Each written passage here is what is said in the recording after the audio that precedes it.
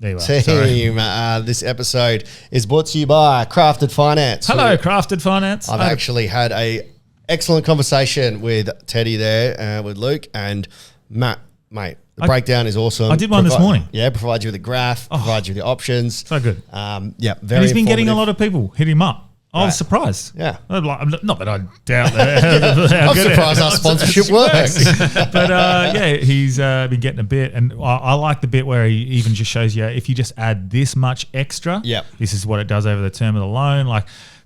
Something as simple, I think it was like $500 extra a month over the term of the loan. Saves you like 7 or 8 years in repayments, maybe $170,000, and depending on how much and interest. Incredible. He loves breaking that down for you and just giving you a few options. So give him your interest to save your interest so he can help you with interest from the banks. Crafted Finance, hit him up. Show notes, have the links, and I think on our bio and Instagram. Nice. But also this episode is brought to you by alltradescover.com.au. If you're watching at home, you see behind the wonderful Dr. Anthony Chaffee, their wonderful logo. But alltradescover.com.au. I reckon we're going to need some insurance at the Christmas party. Yep. Are you going to do any? Well, I've booked. So I've got a gig either side of it. So if I can swing through, I 100% will, because last year was awesome. Well, Boris is going, so he can dress as a tradie. Nice. Anyway, listeners that don't know, they've got the All Trades Christmas party, and we're doing tradies versus. So they have to dress All as Trades versus Elliot Insurance. And we're going to be doing beer pong. Dress as one of their clients. He's got a meat platter. Oh, yeah, what perfect. Chaffee's just invited himself. Yeah, by Cheap Meats, I think it was. Oh, dude, his food is elite. Anyway, that's nothing to do with the sponsorship. They're great. If you're a tradie or a small business, or if you produce raw milk, I don't know, I can't officially quote. Yeah. And you need public indemnity, liability, all that sort of stuff, hit them up, alltradescover.com.au. Let them know we sent you. Love it. But we were joined by another fan favourite. We've been knocking out some big episodes lately. I've just been knocking them out lately. Dr. Anthony Chaffee. We spoke a lot about health, but mate, do you remember or recall, long episode, what did we speak about? Well, we spoke a lot of things about women's health. We talked about kids and raising optimal nutrition. We talked about chronic diseases, causes, and solutions. Things that we can do to try to mitigate the rise in chronic disease in ourselves, and just hopefully just be healthy long term. That was sort of the main crux of that as well. Talked a little bit about Nuremberg trials, which I learned more about. How UV can alter your skin, and the mitochondria, how important the mitochondria are. And we cured cancer. Yes. We cured that. We came up. Listen, you'll find out. And I came up with a multi-million-dollar idea. I'm looking for investors. I'm genuinely probably a good idea. Yeah, I'm fucking genuinely excited about that, and I would be. Branchy's going to deliver some good news. Yes, there is some incredible. Deliver some good news halfway through. Unfortunately, that comes out by accident. But anyway, it's cool news. Very big excitement. Listen to the episode. You're going to enjoy this one as usual. So, without further ado, let's get healthy. Let's get hard. Nice. Welcome to Hard Yarns Podcast. I am fucking fat. Anything Chris White says, please disregard it. 5D is actually a state of being. It's a unity consciousness. That was Hard Yarns with me, Frankie Rose. So I'm going to throw it over to your co-host, Daniel Chaffee. And Cameron Branch. I would do this and then I'd gong. Free in attendance for the millions listening at home. Let's get hard.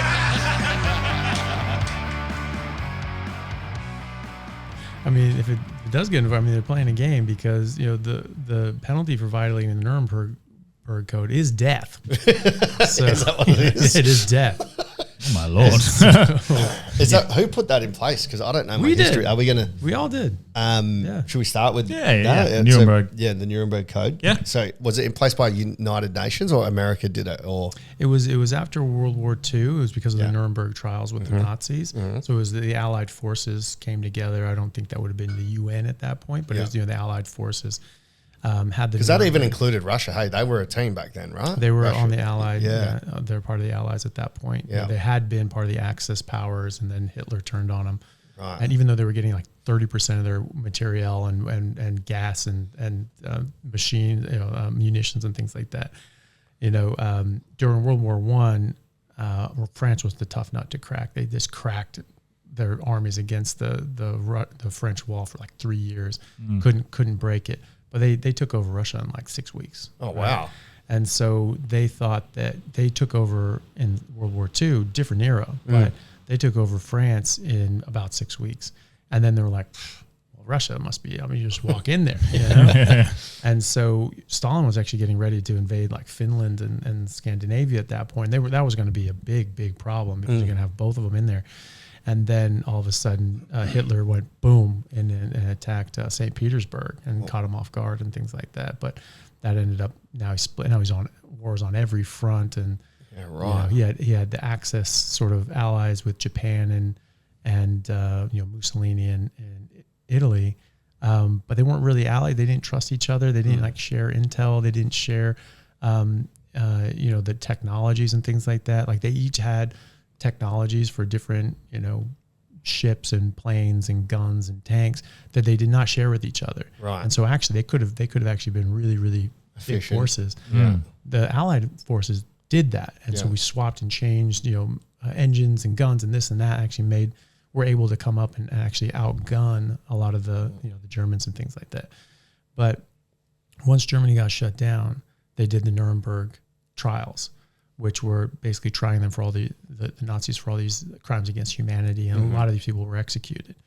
And they came up with these set of Nuremberg laws, and everybody agreed upon it. Australia is a signatory on that. America is as well. Yeah.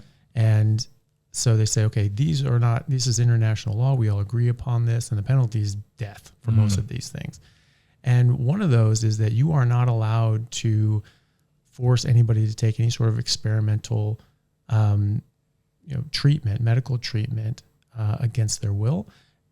And you cannot use any sort of coercion or duress. So when people say, well, you have to do this or else you can't go to school or you can't go to, and that's your choice. You have a choice, No, you're not allowed to do that. That's duress. You're putting undue pressure on them to make a decision against what they would naturally do. And that's illegal. Yeah. And, that's like saying if someone came up and put a gun to your head and said, give me all your money or I'm going to shoot you. You have a choice. Yeah. You could just get shot in the head. Yeah. Well, and that's why what Senator Antic has introduced to Parliament is repealing that part, the conscientious objection, based on religious, any sort of way, any reasoning you have, you should have the choice as a parent, And he wants that gone? He wants that part taken away because in Australia, we're the only country in the world that has this, that withholds any sort of government welfare or subsidies in as a hostage as to your compliance. If you get vaccinated, you don't have to pay the full price for daycare. That's a lot, because having been in that system where daycare, if you don't get that subsidy, it's not worth sending the second partner to work because it costs just as much to go to daycare. You're profiting like $10, $20 a day. So they're accidentally just reinforcing the family structure of the 60s. So there's a positive. The gender roles. Exactly. But that's generally, it costs so much to send your child to daycare that the pros versus the cons, you might as well stay at home and with your kid. Why is this senator putting it forward? It seems a little bit strange that he wants to remove that. Well, it just feels like the people's freedom to choose should not be coerced. So is he positive or negative? He's repealing that part, because that part so that people can object and still get so I thought he was trying to remove that part. Why? Yeah, so they added, as far as I was aware, I can't remember. I can play what he said if you want. That's all right. He I think it was in 2015 maybe or 2011. They added conscientious objection to the bill, like that, you're not allowed to stop the Nuremberg Code. Essentially, exactly. Yeah, he's trying to stop us from having to execute. So, going to do a bit more on that. So let's say it's found that our politicians have been in breach of the Nuremberg Code.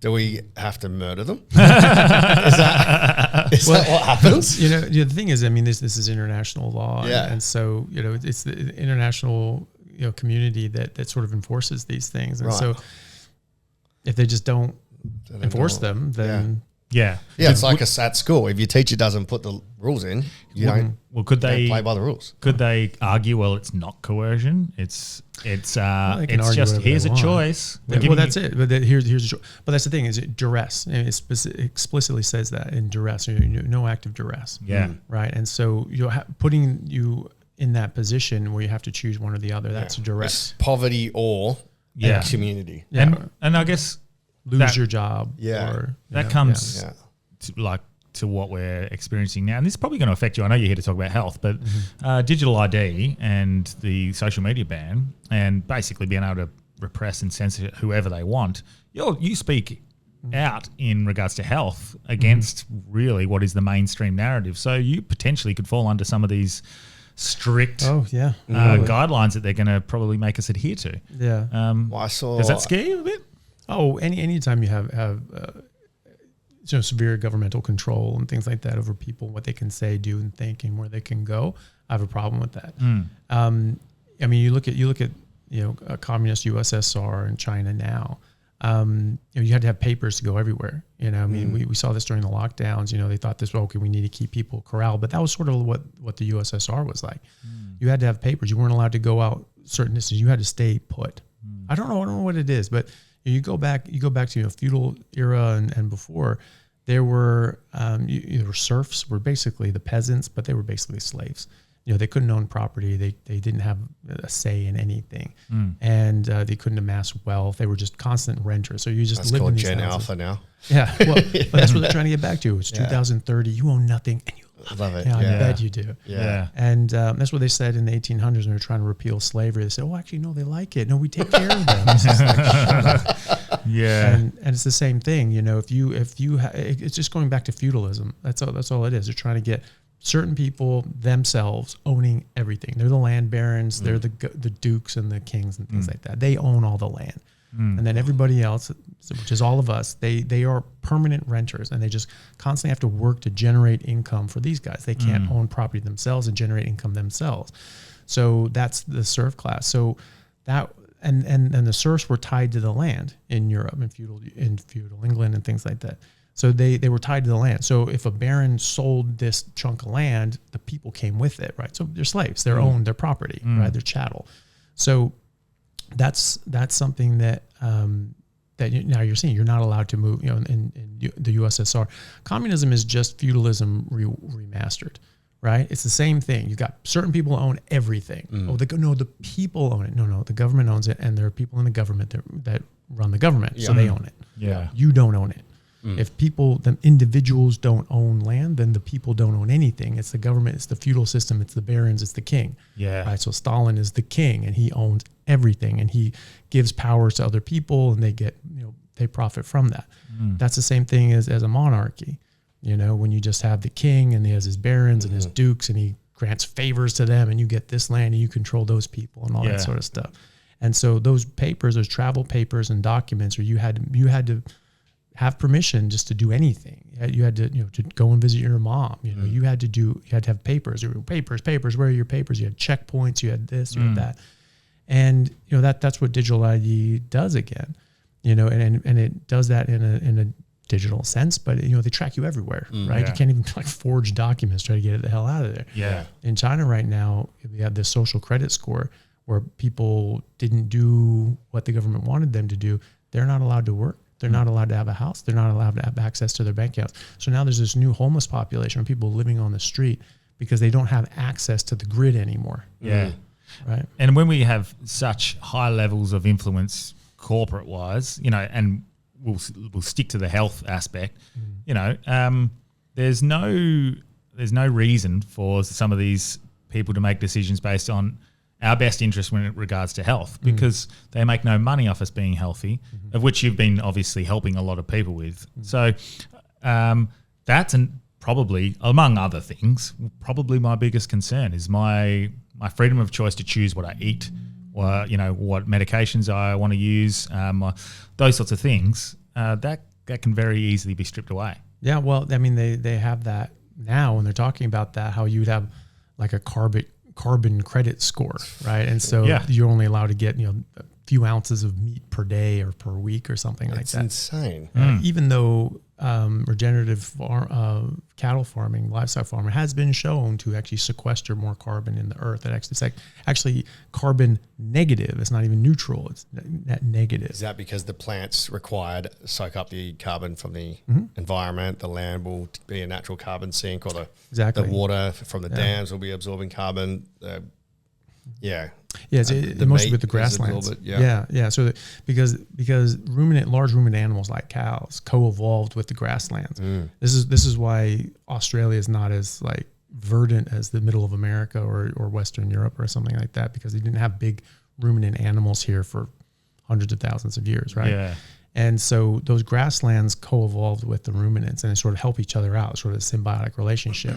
And when the cows or whatever graze down to a certain point, actually they grow faster and grow back, and it actually can sequester more nutrients and carbon into the soil. They have this root system that goes down like 9-10 feet, things like that.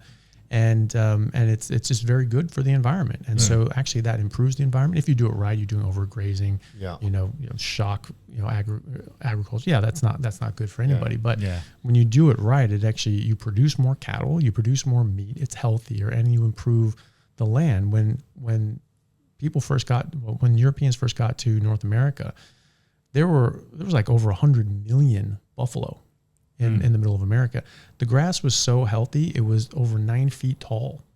And the explorers that went out west, they said that the grass was so tall you could tie it in knots over your horse's head.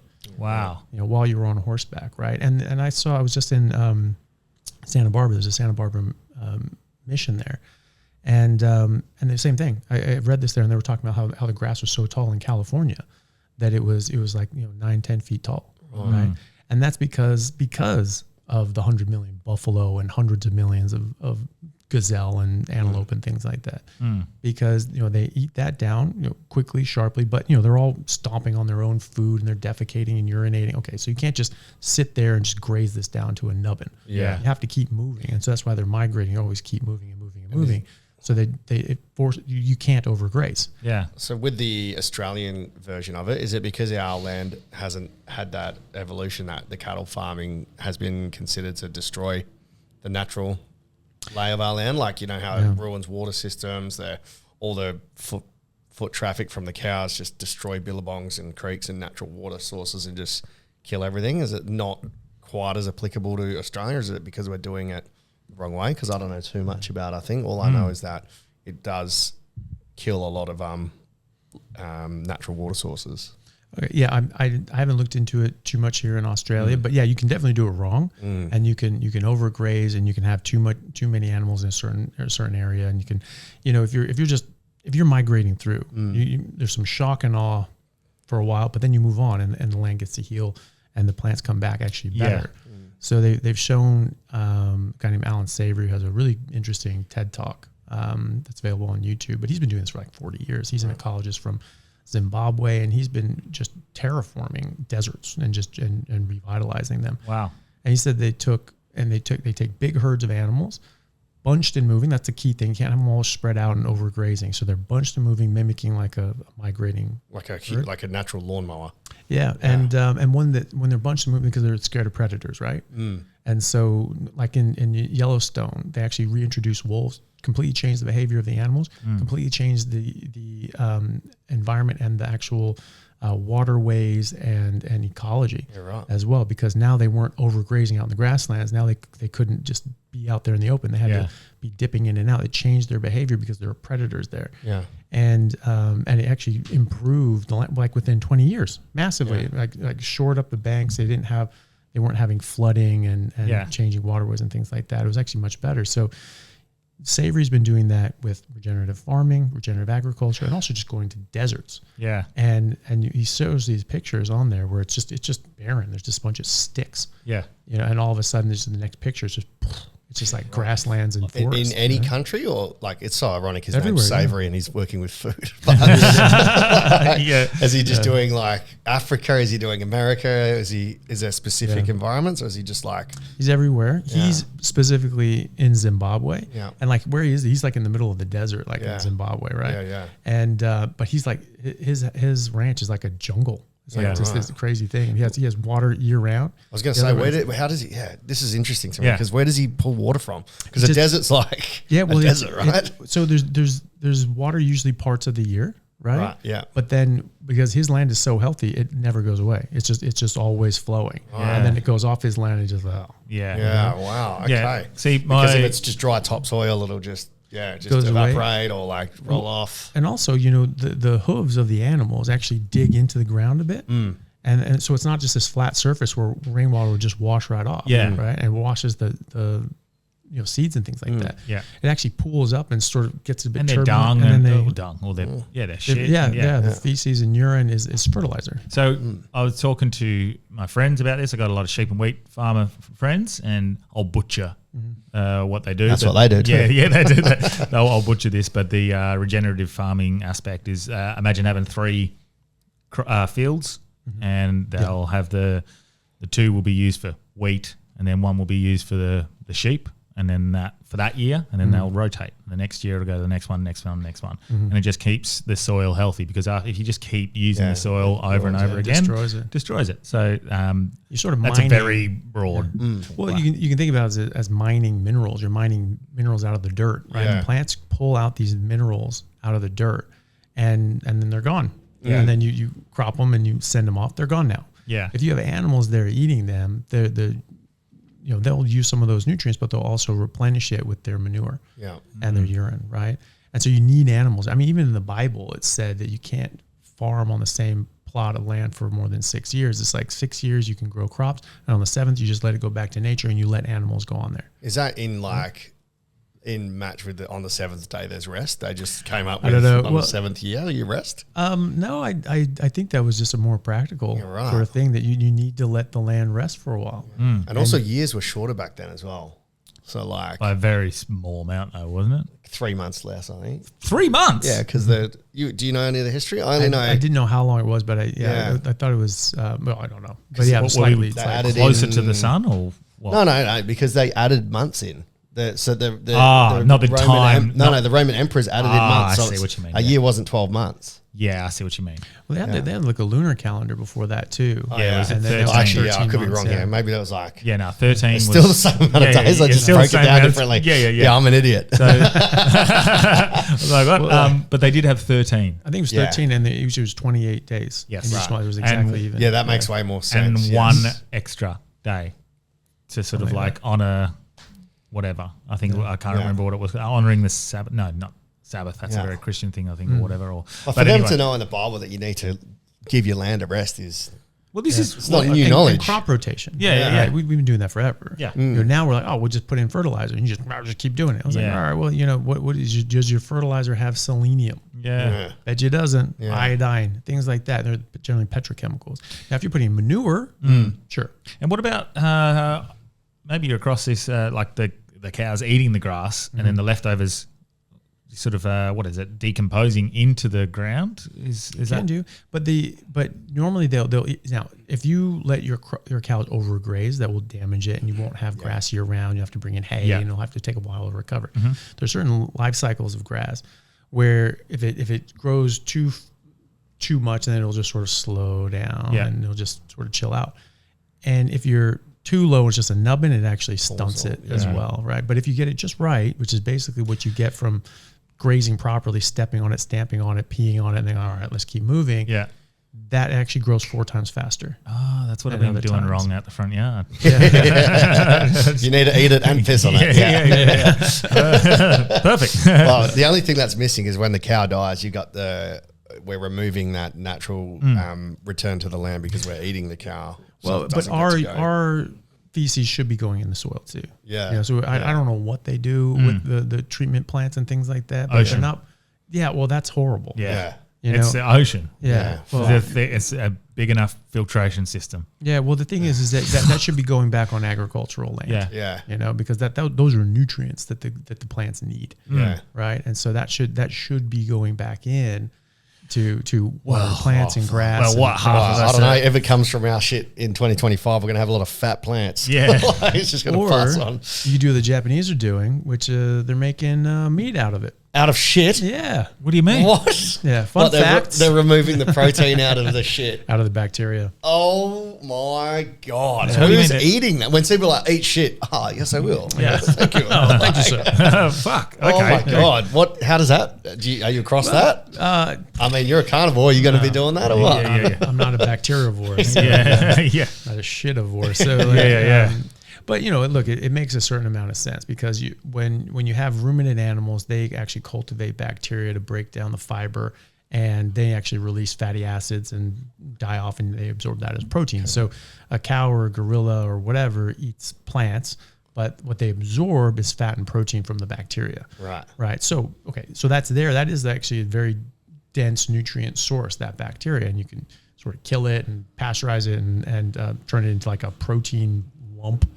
So dead bacteria is turning into protein. That's what we're getting. Yeah, there's a lot of protein, a lot wow. of nutrients. Yeah, and so that's what the cow would actually absorb. Now the bacteria also during their life cycle, when they're breaking down cellulose, which is strings of glucose, they actually produce saturated fat, short chain fatty acids, and so the cow or the gorilla absorb a majority of their calories from those fatty acids that they produce during their life cycle. And then when they die off, they absorb that as protein and minerals and things like that as well. Wow. So Japan is just sort of skipping the middleman and just going straight for the bacteria. Wow, they're very efficient, the Japanese. Fuck. Wow, that's wild. Yeah. And a ruminant animal, for people that missed at the start, is that just something with more than one stomach? Yeah, that's the ruminant digestion is a sort of multi-chamber digestive system, and they're better able to ferment and break down fibrous plants because it has more time to sit there and then passes to the next one. Is that right? Yeah, or like it's different chambers do different things? Yeah, exactly. And so they'll chew it up, swallow it, and that'll go to first stage, break it down for a bit, and they actually sort of regurgitate that up. It's called cud, and so you see them just sort of chewing. They're like, I haven't taken a bite in a while. What are you chewing? Yeah.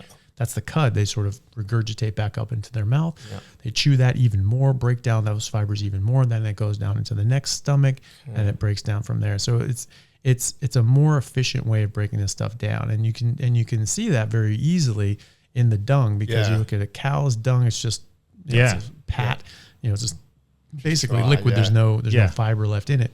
What about a horse's dung? Yeah. That's still basically grass. They could probably eat it again. Yeah. And gorillas have to. Well, the Japanese would eat it. Probably. That's the shit out of it. Yeah. That's wild. I didn't know that. And our stomachs are not rudiment. What's it called again? Ruminant. Because we've just got it goes in. We suck out what we can and we shit it out. Yeah, we're monogastrics. Right. Which is one stomach. Why you sort of. I think you explained to us maybe the first time you came on that we're not necessarily made to eat some of these plants. Correct. Yeah, because I don't have the stomach to properly process and get it all. Yeah. All out. On that, because I do want to talk to you about specifically healing yourself, something you've been focusing on a lot lately. And sorry that we didn't get to do the Return to Zero. Actually, that's sprung to my mind. I've changed the name of that, and this is what brings me. I'm calling it Heal Thyself. Nice. Which is what Heal Thyself. You just got to call it Chaffee and Friends. Chaffee and Friends. Heal thyself, thy doctor. That's saying so. Heal thyself. So, nice. Which is what I think you empower people to do is heal themselves. And one of the key elements of that is to not put things in that poison you, or hurt you, or a part of that, like relationships. But I'm interested specifically, maybe to begin with, obviously avoiding things that hurt you, but healing yourself. And chronic illness, things like autism, they're hot topics specifically at the moment. You are empowering people to do that themselves by what they eat and what they don't eat. So what are we seeing there? Is it an actual science behind healing or slowing down or improving symptoms of chronic illnesses and even things as I guess severe as autism? And before you answer, because you are healing yourself using food and natural things, you are not suicidal? Exactly. We're just going to put that out there? Yeah. Okay. Yep. No, 100% not. So it really just allows your body to be healthy. I mean, that's our natural birthright, is just to be healthy. All life on earth is healthy at its core. Now, something can happen externally to that. They can have an infection. They can have lack of resources. They can have things that affect their physiology negatively. And that can make them sick, and that can make them cause problems. Other than that, you basically should just be healthy. People have genetic idiosyncrasies or some sort of, issues, then that can be a problem. But the thing is that if that is a genetic issue, you should see it at the same level throughout the population, generation after generation. There's different equations in population genetics that basically show that as a population grows or shrinks or changes, the percentage of those genes in the population stays exactly the same, whether you have 100 people or 100 million people. And unless you have a mass immigration or a mass genocide or something like that, you will not appreciably change that percentage in the population. Okay, so we haven't had mass genocides and this, that, and the other in Australia or America. We have immigration, but it's not to the extent that it's going to completely overwhelm things. And you don't have places that are just coming from another country and they've just got an 80% diabetes rate, and they just come in and they all of a sudden, the diabetes rates goes up on average. The Americans are traveling a bit. India's even worse. Oh, really? Yeah, India has one of the highest diabetes rates in the world. Is that because they're vegetarian? Maybe not because Largely? They're vegetarian, but high carb and vegetable oil sort of based diet. Yeah, the high population, I guess, as well. Low nutrients, like completely pillaging natural resources, or and poverty and things like that. You can afford what you can afford, so you're just eating sort of cheap junk. Yeah. But you can't blame it on meat, no matter what you do, because they don't eat cows. But on majority, average, or even other meat too. On average, right now they're consuming 3 kilos of meat per person per year. 3 kilos per person per year. Yeah. There's 1 billion people in India. Yeah. Fucking hell. So, Wow. So they're eating minuscule amounts of meat. Yeah. And maybe they're helping that with some, dal and butter and eggs and things like that, but not all of them do. Yeah. And so, they're very, very sick. And so you should just be healthy. Yeah, right. And so these rates of chronic diseases have gone up and up and up and up and up, decade after decade after decade. And now they tried this little game of 3-card Monte, basically saying,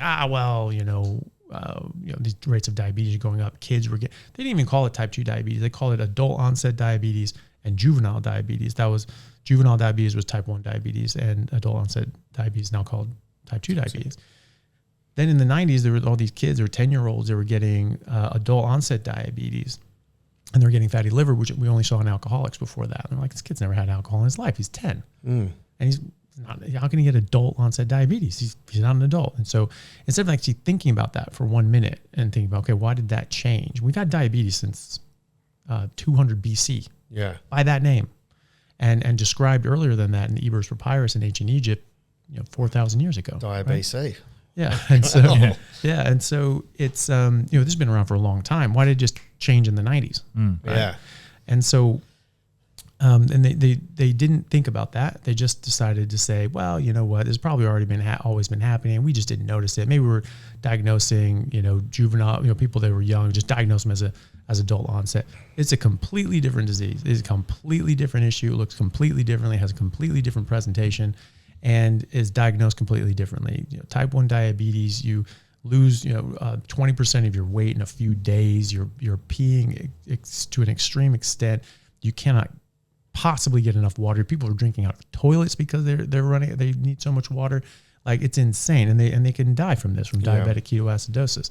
It's very clear and distinct pathology and diagnosis from blood work.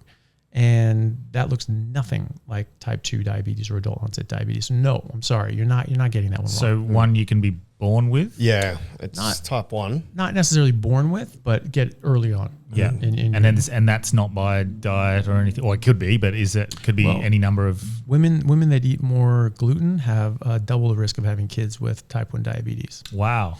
So there seemed to be something even from the mother, but also it's thought to be an autoimmune issue. And what I've seen is that all autoimmune issues are generally from an external source, be that from plant toxins called lectins, possibly glyphosate, other things like that as well that are strongly associated. But there have been doctors in the literature, in the peer-reviewed medical literature, since the 90s. There's a particular guy named Dr. Fried who published in 1991 a whole paper about how autoimmunity cannot be explained by the body attacking itself, because it really can't. And when I took postgraduate immunology in college, it was very clear the body can't attack itself. You test every single immune cell in your thymus against every single molecule your body's capable of making. If it reacts even weakly, they're killed. They're not allowed out in your systemic. So to break that down, you know how they say, your body's attacking itself. So they did a test where they took everything that your body produces and they almost like a firewall, like penetrate, like with the internet, you try to firewall it and fight it with a virus. The body shut down everything that it was trying to attack. Is that what you're saying? Like they tested the body's capability against everything produced naturally? Your body does this naturally. Yeah. Right. So thymus is an organ that has to do with your immune system and the maturation of your immune cells. And so this is just something we've tested and seen, and that it's basically, they're called antigens, or just whatever molecule a body can make that your immune system could react to. And if these things react even weakly to them, they're killed. And so they're not let out there as these progenitor cells that then split and multiply and become your multi-trillion immune cells. Cancer is where there's an external force causing the body to attack itself or not attack itself and build. Is there a link there? Because that's what I keep hearing is like, the body's attacking itself and you can't defend it against attacking itself. What's that? Well, I mean, there can be a lot of causes to cancer, and there definitely are a lot of causes to cancer, but there's sort of two camps. One is the somatic theory of cancer, which is what we're taught in medical school, which is basically this is a genetic issue, and you have different sort of genetic insults, like from radiation or from this or from that, different viruses, whatever. And then once you build up enough of these mutations, then all of a sudden you get cancer because the cells are just running in a different way. And then the other side is which is actually the original theory put forward by Dr. Otto Warburg, who was a Nobel Prize winner. I think he got his Nobel Prize back in 1920, and then he did like another 50, 60 years of research on this. And he basically showed and argued that cancer is actually a metabolic mitochondrial disease. It actually comes from damaged mitochondria, and they can't function properly. And he didn't know everything we know about mitochondria now, but everything actually fits with what he's saying. Because when your cells are dividing, it's called mitosis. Yeah. Certain factors have to be in place, and if those are going wrong, we learned this in cell biology or even high school biology. It's like you're going in this stage, and it stops here, and it stops here, and it stops here, and if it's not good and the DNA is damaged or nothing's quite right, then it'll stop here. It'll fix the problem. If it can't progress, it'll kill itself. Okay, so why does it stop at those points? It's actually the mitochondria that actively stop it. So the mitochondria are actually running the cells. Yeah, and so they can actually move in and out of the cells. They can go into your bloodstream. They can move in between different tissue. They're almost like, think of like sort of like a starship or something like that. And they're sort of piloting us through space or something like that. And they're going up and they're going around, like the Star Trek Enterprise are going up and down the shuttle or whatever. And they're going to different cells and doing this and doing a job. They're actually running the cells. They're turning things on and off. And they're watching all this stuff go on. And they're saying, yeah, this isn't baking right. You need to stop this. And they stop it. Yeah. Right. And so then they need to fix it. And if it doesn't fix it, the mitochondria kill it, right? So you might have the cells sending off signals saying, hey, this is too damaged, we need to break it down. But if the mitochondria aren't there, it's falling on deaf ears, they can't kill it.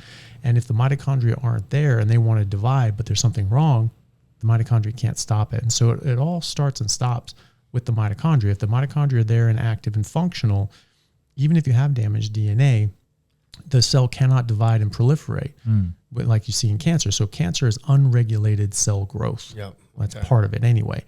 And that's a major part of it. And so having active mitochondria in there prevent that from happening. So there are a lot of things that can damage the mitochondria, a lot of things. And, but as long as you have healthy mitochondria, now if you're in ketosis or you keep your insulin down or you're doing periods of fasting, you kick on autophagy and mitophagy. So you're breaking down these old damaged mitochondria, these old precancerous cells, and you're making more of them. So you're keeping your mitochondrial population healthy and happy. And this is a fundamental piece of being healthy and allowing your body to be healthy is allowing your mitochondria to work. Right. And they've even done experiments. It was like the nuclear transfer study where so first of all, the somatic theory of cancer, the DNA theory of cancer really doesn't sort of hold up to scrutiny, because when you just have a tumor, and we see this all the time. Any doctor who's worked in surgery, things like that, knows this. You take out certain cancers, things like that. Every week you have a pathology meeting, and you get there with the pathologist and popping up, well, this is what we found here and what we found here, and you'll look at that and you're like, oh, look at these cells, and you have these characteristics and this, that, and the other. Some of those cells have those cancerous characteristics, others don't. And then you check the DNA, some of them have that cancer DNA and others don't. Others are actually normal. And then some tumor lines, some entire cancers have absolutely no genetic changes whatsoever. Okay. Every single known cancer has damaged mitochondria, every single one. Okay. So that's a big mark against the somatic theory. And then people did the nuclear transfer study. So Warburg theorized, he just said, look, these all have damaged mitochondria. They can't go through oxidative phosphorylation, which is the energy production that mitochondria do. And so they have to go through this other shittier, sort of less efficient way of doing it that actually kicks off free radicals, causes DNA damage, and actually causes mutations and things like that as well. But he said that if you have healthy mitochondria, you cannot have cancer, right? And so they experimented with that. Say, okay, well, let's give it a shot. So they went and took a cancer and then took the nuclei, which is where all the DNA is, of this one that had the DNA damage, right? So this was the cancer DNA. Took out that nucleus, put it into a healthy cell with normal mitochondria. There's no mitochondria that they're moving from one to the other. It's just the nucleus with the damaged DNA for that one, leaving the mitochondria behind, putting it in a healthy cell with healthy mitochondria. Correct. Yeah. And then that didn't actually behave as cancer after that. Okay. And they could actually grow it and clone it, and actually clone into rats and frogs and things like that. Okay. And then they took the damaged mitochondria out of those cancer cells and put those and swapped them out. So took out the healthy mitochondria out of one cell, then put in the unhealthy damaged mitochondria. They did behave as cancer. They replicated it like crazy, tried to clone it, couldn't do it. They all just died. And then to put the nail in the coffin, they took healthy mitochondria out of healthy cells and just put them in the damaged cancer cells with the damaged mitochondria and the damaged DNA, suppressed the cancer. So did you just come up with a cure for cancer?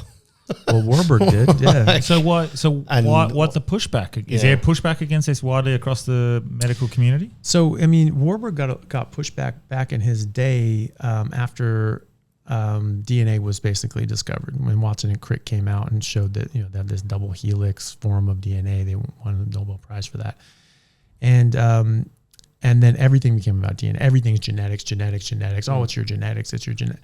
Well, maybe some of it is, but they thought that was the brain of the operation, that was running everything. It's not really. The mitochondria, the brain of the operation, if you can call it that. But they're the one actively doing things. So the DNA is like the blueprints to build a building. But the mitochondria are the architects. Yeah. So they're using the blueprints to build the building. So with mitochondria being the powerhouse of that cell, and that being healthy mitochondria being quite a big part of healing. One, I think zone 2 running helps build your mitochondria for whatever reason. That's the only reason I know anything about mitochondria, but I know zone 2 running helps. Are there other ways that you can build mitochondria within the body and then create healthy mitochondria? I know you listed a few of them before, but can we go through them? Yeah, you basically just leave your body alone. Because the things we were doing were really just damaging it, and we're preventing ourselves from just normal housekeeping and rebuilding and repairing our mitochondria. So if you just don't eat carbohydrates, you will constantly be in a state of autophagy, and you will constantly be turning over not only your cells, but also your mitochondria. And so studies have shown that if you're on a ketogenic diet for just 3 months, that you'll have 4 times the number of mitochondria, and they're 4 times as effective because they're all new and shiny. And autophagy, for listeners that don't know the word, is where your body finds damaged cells, eats it, or breaks it down and removes it. Exactly. And but you can do that with the organelles inside the cell. So the organelles are like the organs of the cell, and mitochondria would be one of those. And so you would have some damaged mitochondria or damaged ribosomes or whatever's in there. Yeah, exactly. Your endoplasmic reticulum and whatever, and your Golgi complex, whatever, and your body would swap those out. Right? You break those down. So you do that, and you keep instead of like you have your oil filter has a leak, so it's like, all right, we'll throw away the car, get a new one. That would be autophagy on the cellular level. But he's like, okay, hold on, the rest of the car is good. Let's just swap out the oil filter. That would be mitophagy, where you're just swapping out the damaged mitochondria. And you can get into that through fasting, through not avoid it through ketogenic diet, carnivore. What is it in the carbohydrates that's causing that, or what is it that creates autophagy? Is there another state after that called peristalsis or something? Peristalsis, when you're swallowing food and it's moving. Okay, I'm trying to remember. Tyler Tolman spoke about there's another phase after autophagy that actually you may be aware of the term. I cannot remember. I have to go back and listen to that episode. But he said there's another phase after autophagy that you go into where the body starts healing itself and using things like skin tags and things that are not needed. Yeah. Well, the thing is too is that all comes down to insulin too. Okay. Because insulin is a growth hormone. It causes tissues to grow, mostly fat. It's a fat growth hormone. It's a fat storage hormone. It also causes skin tags to grow, rectal polyps to grow, prostates to grow, uterine fibroids to grow, and all the fun stuff. All the fun stuff, yeah. And and muscle as well. Can do that, but it can stimulate muscle growth as well. But you're getting all the other crap with it too, right? And then the smooth muscle area in your arteries, and so they thicken up and actually cause high blood pressure, right? So insulin is an extremely important hormone. Obviously, you die without it, but you need it in a very specific ratio, right? So you need it just the right level because it affects hundreds of different processes in your body. And so when you get that out of balance, either high or low, you get problems. So it goes back to where you were saying the original point where we've come in full circle is that the body's going to be good on its own. If you leave it alone. It's when external factors come into play that changes insulin levels, changes autophagy or mitochondria gets damaged. And that could be diet, in climate, radiation, chemicals. Yeah, and there was a study, I think it was 2018. I just came across it. And it was like in England, they found that like you do the industrial whatever processes, they're pumping out a bunch of particulates and things like that. Like, oh, well, you don't really measure it. There's actually there can be lead and other heavy metals in the air. And lead in particular, once it's in the atmosphere is aerosolized, it can actually get into you breathe it in, actually get into your body pretty easily. And it can cause oxidative stress and damage. You can actually get atherosclerosis from this oxidative damage that lead provides, and all sorts of other sort of problems. And this study was something like they estimated that 18% of like the 3 million deaths or something like that year could be attributed to lead exposure. Wow. Right? So it was nuts. You didn't even think about it. It's nothing you're actually making a choice in your own life. You're just in an industrial area, right? Like, so that's just where you live. But, to your point about the autophagy, it's really just insulin. Insulin blocks autophagy. So when you raise your insulin up, then that shuts down autophagy, shuts down mitophagy, and you cannot keep your mitochondria healing and repairing. Why? Why does that? Is it because it forces something else to happen in the body that prioritizes over autophagy, or is it like what's the balance there? It's hard to say. I don't know the exact mechanism. I just know that it does that. But it could be that when your insulin is up, you're in a sort of an energy storage phase, right? So it's a fat storage hormone. You really can't store fat without that. Like type 1 diabetics, they don't make insulin. They could eat 50,000 calories a day. It wouldn't matter. There's actually an eating disorder called diabulimia, or type 1. I don't recommend this to anybody, but it's like the people with type 1 diabetes, if they want to get shredded for the weekend and go to like a pool party or something like that, they just stop taking insulin for a few days, drop 10 kilos, and just come out looking like a god. So horribly dangerous for you. You can die from it, but that's that mechanism and understanding. So maybe if you're in this this storage form or whatever, your body's in a different metabolic state. So we're not trying to repair or remove whatever. We're trying to store everything. So back on that rather controversial statement that the things that you eat can affect your health. You basically have said that just not putting things in and letting the body heal itself is the best way. But what are we seeing, back to my original question, with the specifically chronic disease and autism, potentially those sorts of things? Are you seeing specifically that happening, and what's the process? What's actually happening there? Well, I mean, we even have human data now, human clinical trials actually showing you can reverse type 2 diabetes. And the funny thing is that we already knew that. I have a medical textbook from a guy named Sir William Osler, who is the first professor of medicine at Johns Hopkins, and he was knighted for his work in medical education and so on. So his 7th edition of his medical textbook I forget the exact title of it, but the one I have is the 7th edition. It was my great grandfather's, who was a doctor in America, as a surgeon. And his this one was published in 1910. Okay, so that's 10 years before insulin was discovered. So just some current research. Yeah.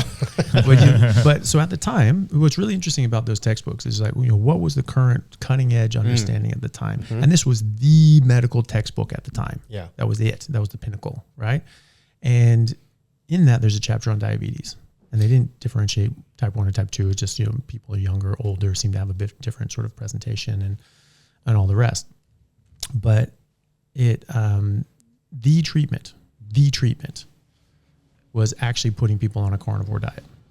Yeah, right. And they said very specifically, eat food that's easy to digest, like veal and lamb and, meat, and avoid fruits and things of the garden, which I thought was a fun way of putting that, or garden things or something Snails. like that. The French are fucked. Yeah, exactly. And keep carbohydrates to a minimum. Bring carbohydrates. How did they figure that out 110 years ago? That blows my mind. Because it was more than that. It was in the late 1700s they figured that out. Really? That was the only thing that really could fix diabetes. And what was the symptoms of diabetes back then as well? Because I wouldn't even know how to diagnose a diabetic. Is it just someone that feels lightheaded? Like, what's the go? Well, diabetes specifically is talking about excessive amounts of urination. Yeah. And then that urine is diabetes mellitus. Yeah. Or and mellitus. It smells like the honey smacks or something. Taste. Yeah. What were they doing in the 1700s? Yeah. So they would have, it's like you can see these like little decanters where you'd have someone pee in it and you'd be swirling around looking up at the light and then you'd have like to take a sip. sip. So little. Because mellitus is a Latin word to do with honey. Is that something? Yeah, it's sweet. Right. So it's like, I don't know. I think I need some more. Let's go.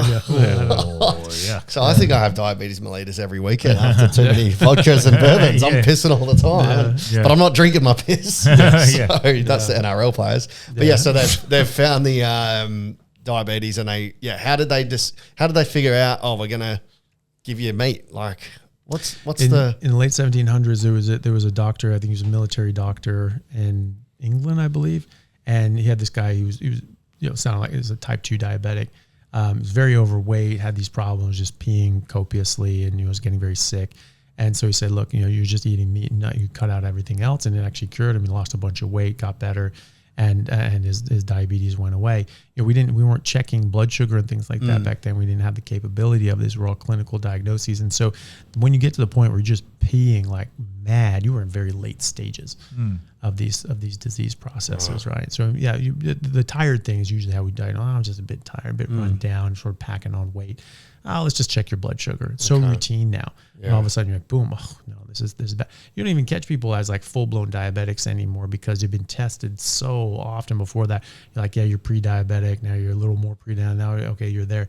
You see them sort of creep up. Whereas before it was you had to wait much longer. All of a sudden there was very, very florid symptoms. Right. And so they figured that out and they started doing that and it worked. Okay. So is it just diabetes? Well, not just diabetes, but like, is the process of which it's healing? Is it literally letting the body do it? Is that why it's healing? You're getting out of its own way, right? And so you're removing things that are causing excessive amounts of blood sugar. Blood sugar causes damage to the body. It's called glycation. So those glucose molecules, all carbohydrate molecules can glycate, and so they physically fuse to other molecules and cause advanced glycation end products, AGE, literally AGE, right? And so you see this damage, this AGE damage all over the body. It's going through your blood vessels, so it damages the blood vessels. That's why diabetes is the number one risk factor for heart disease, right? But it also damages the smaller vessels and corrodes them and cuts them off. And so now you get blood flow issues to your organs. The number one cause of kidney failure is high blood sugar, diabetes. The number one cause of adult onset blindness. Is it because of sedentary lifestyle? Because the body must produce it for a reason. Like if it wasn't useful, it wouldn't be produced. You're never going to get diabetes on your own from your own native glucose production. Right. It's coming from exogenous carbohydrate, carbs that you eat, right? So right now, sitting here, fasted, say, all the blood sugar, normal blood sugar of like 4.5, 85 for Americans and things like that. That actually equates to about 4 grams of glucose. That's it. And so all of a sudden you're eating 200 grams in some cereal and pasta or something like that. But if it goes up to 5 grams, just 1 extra gram, that's a toxic level of glucose in your body. That's a diabetic level.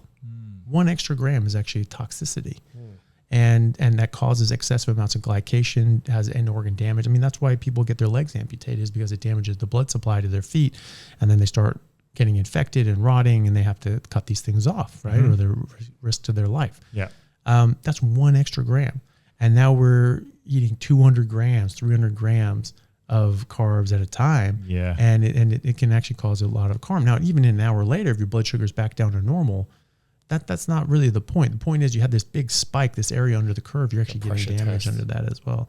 And so you're just getting out of your own way. And when you're constantly doing that, you damage the mitochondria, you damage a lot of different things you can cause, an inability for your body to properly process that massive overload of glucose. And so you're just getting buildup of damage. Now you're diabetic, so now you're at 5 grams of blood sugar a day. Now you're getting a lot of damage because now you've raised that area under the curve. Now you're getting spikes on top of that, right? So now you really accelerate the damage. So diabetes is one. How would it help with? Because I've seen the research that suggests carnivores can help autism and other diseases. What's the function with that? If we learnt that insulin comes down for diabetes, where's the link with autism or multiple sclerosis or like all these other lifestyle factors, or just new diseases that are just popping up? Yeah, hearing like things in the last 50 years or something. Kids going from non-verbal to fully formed sentences through a ketogenic diet, for example. Like, which is amazing. Yeah.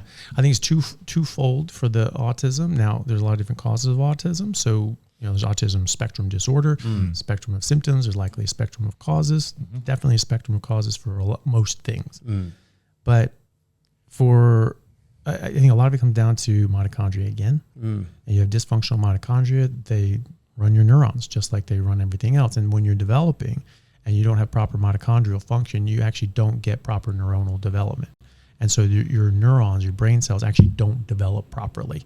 And then if you have And if you continue to have dysfunctional mitochondria, then the dysfunctional neurons that you have are now running even in more dysfunctional process. They did autopsies of kids that unfortunately passed away, had autism, actually found in some of their lobes, they actually had 2 or 3 times as many neurons in those lobes. Like, so maybe too smart. Well, but the thing is that, that's what they think. Oh, well, maybe this is just a new, mutation. No, it's not. It's when your body works on gradients. And so when you have this signal going, like you send it out here, okay, yeah, this is good, everything's fine. When you have a reduced signal, it says, okay, you need to ramp that up. And so it starts to stimulate more so we can get that, right? As you see this with hormones, you see this all sorts of other things, especially during development. And so if you're not getting the feedback that your body wants, it's going to say, hey, more of these. And so you're going to make more neurons to compensate for that lack of capacity and function, right? So, it could be pretty amazing that some of these kids, have this sort of that, the savant sort of aspect of it, where some things they have a really hard time with and other things they're just brilliant in. But, what if you then sort of develop some of those savant sort of aspects and had 3 times the amount of neurons, and then actually were able to reverse and repair some of that damage, then they might actually be pretty well off. But so is there a direct link, or is that just theorized that the more neurons you have, the bigger capacity? Say, is there a link between more neurons and savantism? No, not necessarily. But the thing is that you probably see more neurons for all of them because they're saying, hey, look, we're not getting what we need here. Yeah. So you will typically have more of these things. And I guess that could be an issue as well. Too many of something that is meant to function with only, unless you give it a random number. If you're supposed to have 50 neurons, but now you've got 500 neurons, it could be blocking signals and getting lost on the transmission between neurons. Yeah. This is just Dr. Delby doing a theory. Aligns with, again, I'll go back to Tyler Tolman and the conversation I had to him about an ancient Egyptian culture, and the final point, the title you were given was Jedi, pardon the pun from Star Wars, but you were a Jedi and you had attributed your complete knowledge and you'd passed all the levels, basically. And that person at the top would have more and more and more and more. They didn't call it mitochondria, and there was this very similar word that he used, and he's like, very similar to the mitochondria that fills your body and heals your body, and then you can use to heal others and generate. It goes a bit more esoteric and woo-woo, but still the fact that you could heal yourself because you had more they didn't use the word mitochondria. It's like an ancient culture, but very similar and interesting. Very interesting. They're very aligned. Is there? You've done your first fold. You said it was twofold. I'll let you finish that argument, and I'm gonna remember. I'll use my neurons to remember. So it could be the mitochondria, and we're seeing that too with again doing a ketogenic diet. You're going to improve your mitochondrial function, and we're seeing that long term on ketogenic diets. Kids and even adults with autism are actually improving, and there are published papers on that, and it's been effective enough that people are actually using this in treatment programs around the world. Wow. For autism, kids with autism in particular. And the great thing about that, the earlier you address it and you improve those mitochondria, actually can improve their neurological functioning, development. Wow. Right? And so they can maybe catch up for lost time. Now we do have sort of some cause and effect sort of relationships, like Texas A&M, University of Texas A&M, they did a study and they actually found that vegans and vegetarians were having much higher rates of kids with autism. And they're like, okay, well, why is that? And they actually found a genetic discrepancy where in carnitine. So carnitine is an extremely important amino acid. It has to do with mitochondrial function and neuronal development. And so if you don't have enough carnitine, your brain can't develop properly. Now, this doesn't worry a lot of the vegetarians and vegans because they say, well, we make carnitine and so that's non-essential. I'm like, well, not all the time, because only 70% of people actually make enough carnitine to meet their demands. Other people, the other 30% actually do need that from a dietary source. Actually, so it is essential for nearly 1/3 of the planet, right? So that's a significant amount. Yeah. And so if you were of the vegan persuasion and you had kids that happen to be one of those 30%, they could actually be very, very damaged by that. Can you test, so that leads perfectly to my question I was going to ask, can you test for carnitine levels and can you test your mitochondria? Is that a test you can do to see what's happening? Not easily. Yeah. You'd have to have a special lab and things like that. You'd use that for research purposes. You wouldn't be able to just sort of get so that. there could be a multi-million-dollar idea of figuring out a simple way to test mitochondria to diagnose. Yeah. Tell his brain's always working on how can I make money out of this? Well, no, just like, because it sounds like it's a gap in the market. From the last hour we've been chatting or whatever, it sounds like if you fix your mitochondria, you're going to be healthy. Now, there's no diagnostic test for mitochondrial function. If you can find a simple way that everyone can test their mitochondrial function, you can save a lot of issues later in life. Like a blood test or a spike and or getting something. it for 20 years where your mitochondria is all fucked up. Yeah. If you can get on top of it now, you fix it, then you save a lot of, Maybe we should cut this out and just like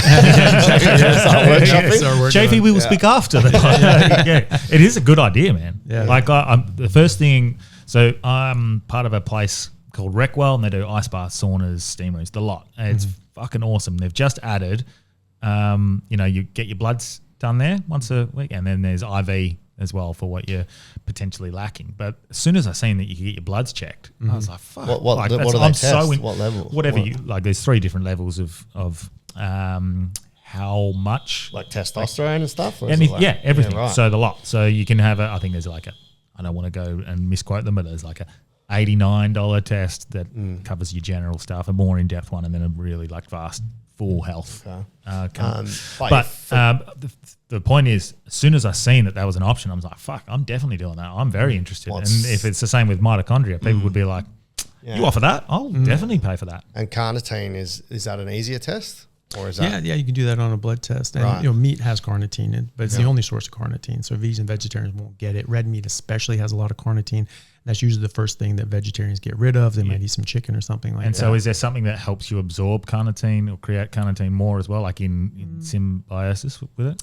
Not that I know of. I think you just sort of make enough or you don't. And there's dietary carnitine has been shown to improve different sorts of things. Like testosterone receptors, you have more dietary carnitine, you'll have more testosterone receptors. So even if you have same level of testosterone, but you have double the receptors, you'll actually get double the effect. A lot of vegans are pussies. Yeah. But what about the people who are not vegan or vegetarian but potentially not lacking in carnitine?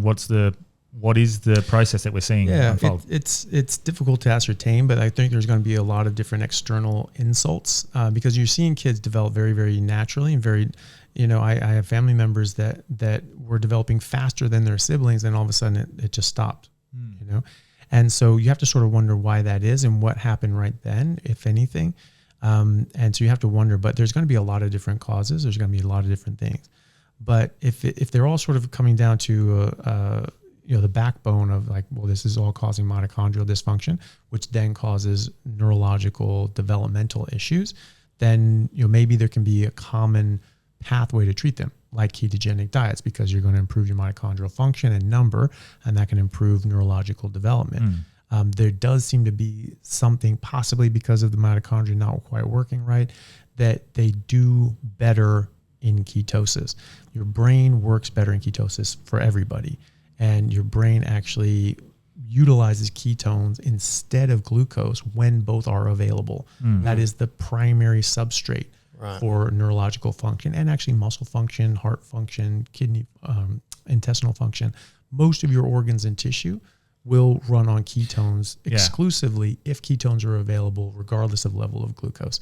Same with most of your brain. Some of your brain cells still run on glucose, but when you are running on ketones, you have first of all, you require 25% less oxygen per unit of energy produced by ketones versus glucose. You need less thyroid hormone per unit of ATP for fat versus glucose, because you get 3 times the amount of ATP per unit of fat oxidation versus glucose oxidation. So it is a much more efficient fuel source. It is also a way that you can get fatty acids in the brain. The brain is made out of fatty acids. This is why it's very easy for women to get into ketosis when they're pregnant, especially in the 3rd trimester when the brain's really growing very fast. And those ketones cross the placenta freely. Wow. And when babies are born, they're basically in ketosis. And when they're breastfeeding, even though there's lactose in milk, people don't understand that there's actually a difference between babies and adults, funny enough. And when you're a baby, an infant on breast milk, even though there's enough lactose in there that would kick us out of ketosis, it won't kick them out of ketosis, because they need to be in ketosis. They need that for their brain to function and to develop and to grow. And so when breastfeeding, they have ketones. When formula fed, they don't. It significantly reduces their ketone levels, right? Wow. And so big, large chain fatty acids can't really cross the blood-brain barrier, right? Yeah. There are mechanisms to get fats into the brain, however, because the brain is made out of fat. One of those mechanisms is by a ketone. So ketones are broken down, pieces from fat that can cross the blood-brain barrier freely, and they can actually reconstitute into long-chain fatty acids, which are then used as the physical structures of the brain. So Transformers. Yeah, it's great. No, Grace, listen up. Make sure you take. Actually, oh fuck, I haven't said that. No, you haven't said it on the phone. Oh well, I can say it now anyway, because we're putting up a post tonight. Actually, I think so. Great. So my partner's pregnant. So hey, yeah. there you go. Congratulations. That's I don't know. I didn't know I was going to say that's an exclusive. Exclusive, yeah. So, but she's pregnant. So that's awesome. We'll be looking into sorts of things that she can. Be doing. Yeah. Well, so definitely, I think ketosis is a really good idea. Having meat and a bit of liver, you don't need much, a couple ounces, or like 100 grams 3 days a week, something like that.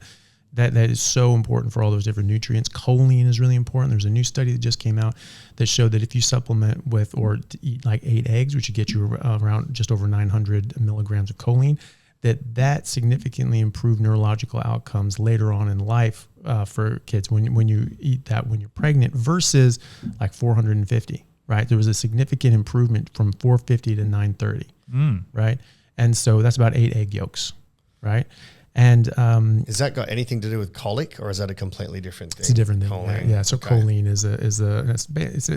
we have a bit of it, but they've been trying to make it termed an essential nutrient, because you really need a lot of this stuff from your diet. Yeah. It only comes from meat.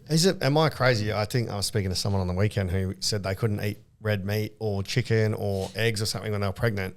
And then people get meat aversion sometimes. Okay, but they were saying it was recommended that they don't eat it because that's it can wrong. cause. Yeah, no, that's dead wrong. Well, I was just thinking that like back in the day, if you killed a deer and someone's pregnant, you're not going to turn your nose up on it. Yeah, right. Well, you got to think about what's happening naturally, right? Is a lion going to fundamentally change its eating habits when it's pregnant? Is a giraffe, is a cow, things like that? No, you eat the same thing throughout the entirety of your life, except after you're weaned off, right? So mammals drink their mother's milk and then they're weaned onto their mother's diet. They eat that for the rest of their life. They wean their kids onto that same diet. Okay. Yeah. Which goes into your point that Corey was going to ask. Yeah, so actually that is raise a point. So we're having a kid. So you're a carnivore. If you were to have a kid, I'm not sure where you're at with that, but if you guys to have a kid, one, can you have a kid as a carnivore? Are there essential nutrients they should be eating? Or obviously breast milk is part of that, I don't know where milk sits, cheeses and whatnot. But yeah, a kid, what are they in any way limited in what they can do, and what are the benefits or are there negatives? No, I mean, I think this is the most important time to get nutrition right, is when kids are developing, because that's when their brains and bodies are growing. And if you miss out on development, if you miss out on your maximal gains during development, you never get that chance again, right? We are on average 6 inches shorter than we were before the agricultural revolution. The Native Americans and Australian Aboriginals are on average 6-7 inches shorter than they were in the 1800s. Wow! Right? There's a study called Tallest in the World that looked at the Native Americans in the late 1800s. So this was published in 2001, but they looked at that data when they actually measured all these individuals in the Great Plains and compared them to other populations. They found that the Native Americans in the Great Plains, where they would traditionally be eating a lot of bison and meat, they were the tallest human beings alive on Earth at the time, right, that they knew of. And the really interesting part of that was that the young men were the shortest out of everybody measured. The fathers were several inches taller. The grandfathers were taller than that. So they kept growing. Is that what No, you're the opposite. Oh. So this was after the bison had been wiped out. Oh, sorry. And they'd been put on reservations and put onto a more plant-based, Western diet, eating a lot of carbs and grains. And so within 2 generations, they had significantly shrunk. Wow. Right? Yeah. And they said that if they'd done this with just the grandfather's generation, or did this 50, 100 years ago, that the average height would have been well over 6 feet tall. They would have been much, much, much taller. Wow. Right. So we saw this in real time. And we see this. My Italian pasta ancestry. Well, I mean, just think carbohydrates, right? Carbohydrates raise insulin. There's our friend again. Insulin blocks the production and action of growth hormone, which does what it sounds. It makes you grow, right? Especially during puberty, it makes your long bones grow, so you grow taller and things like that. And one part of me missed that. Yeah. And so, even as adults, growth hormone is really important because it helps your tissue repair and so you're just helping your body repair and heal itself as you go. So you just sort of get more just normal aging. You're not aging prematurely. So you raise your insulin, you stuff up your growth hormone, and you just age faster. Your body breaks down faster. So with the kids, essentially, if you're on a carnivore diet, it doesn't matter because they'll get what they need from mum's breast milk and diet in general, but you just got to make sure they're getting enough of everything that's important as opposed to filling it with shit. Is that? Yeah. Well, if you're just a carnivore diet's going to give you everything you need in the proportion that you need it, as long as you're eating enough of it and getting enough of the fat as well, because that's one thing that people think that they need to be careful about, is that how much fat they're eating. It does. And it's still hung up on this idea that fat, causes disease. It does not. Animal fat absolutely does not. Seed oils, vegetable oils, I can, that you can make an argument for. Animal fat, absolutely not. Randomized controlled trials in humans with collectively tens of thousands of patients between different studies, taking away animal fat, replacing it with vegetable oil and margarine, and reducing cholesterol and LDL, and more people die of heart attacks and strokes as a result. In a dose-dependent relationship. The lower the cholesterol goes, the higher the death rate goes. Wow. From heart attacks and strokes. So that's crap. You need fat. It's very important. It's an essential nutrient. They're essential fatty acids you have to have or you get sick and die. They're essential fat-soluble nutrients that you have to have or you get sick and die. You skimp on those, you're going to be in trouble, especially during development. So my kids will absolutely be on a carnivore diet. They won't. There's not going to be anything else around. And I have a lot of friends that have done this, and their kids are amazing. They never have a problem feeding them. They never have to fight with them to get food in them. They are excited every single meal. They're slapping the table, freaking out. Brussels sprouts. Well, that's it. Well, because your body's telling you not to eat Brussels sprouts, right? Your body's saying this is disgusting. Yeah. Don't eat this, right? Yeah. And so, and that's a natural warning signal. No animal is going out eating bitter tasting leaves. Yeah. None of them. What's the link with baby teeth falling out and adult teeth coming in? Is there any sort of difficulty in meat chewing, and is that maybe why and it's harder to move a kid around. So possibly when they're younger, they could eat fruits that are available to them because, would that not match up where...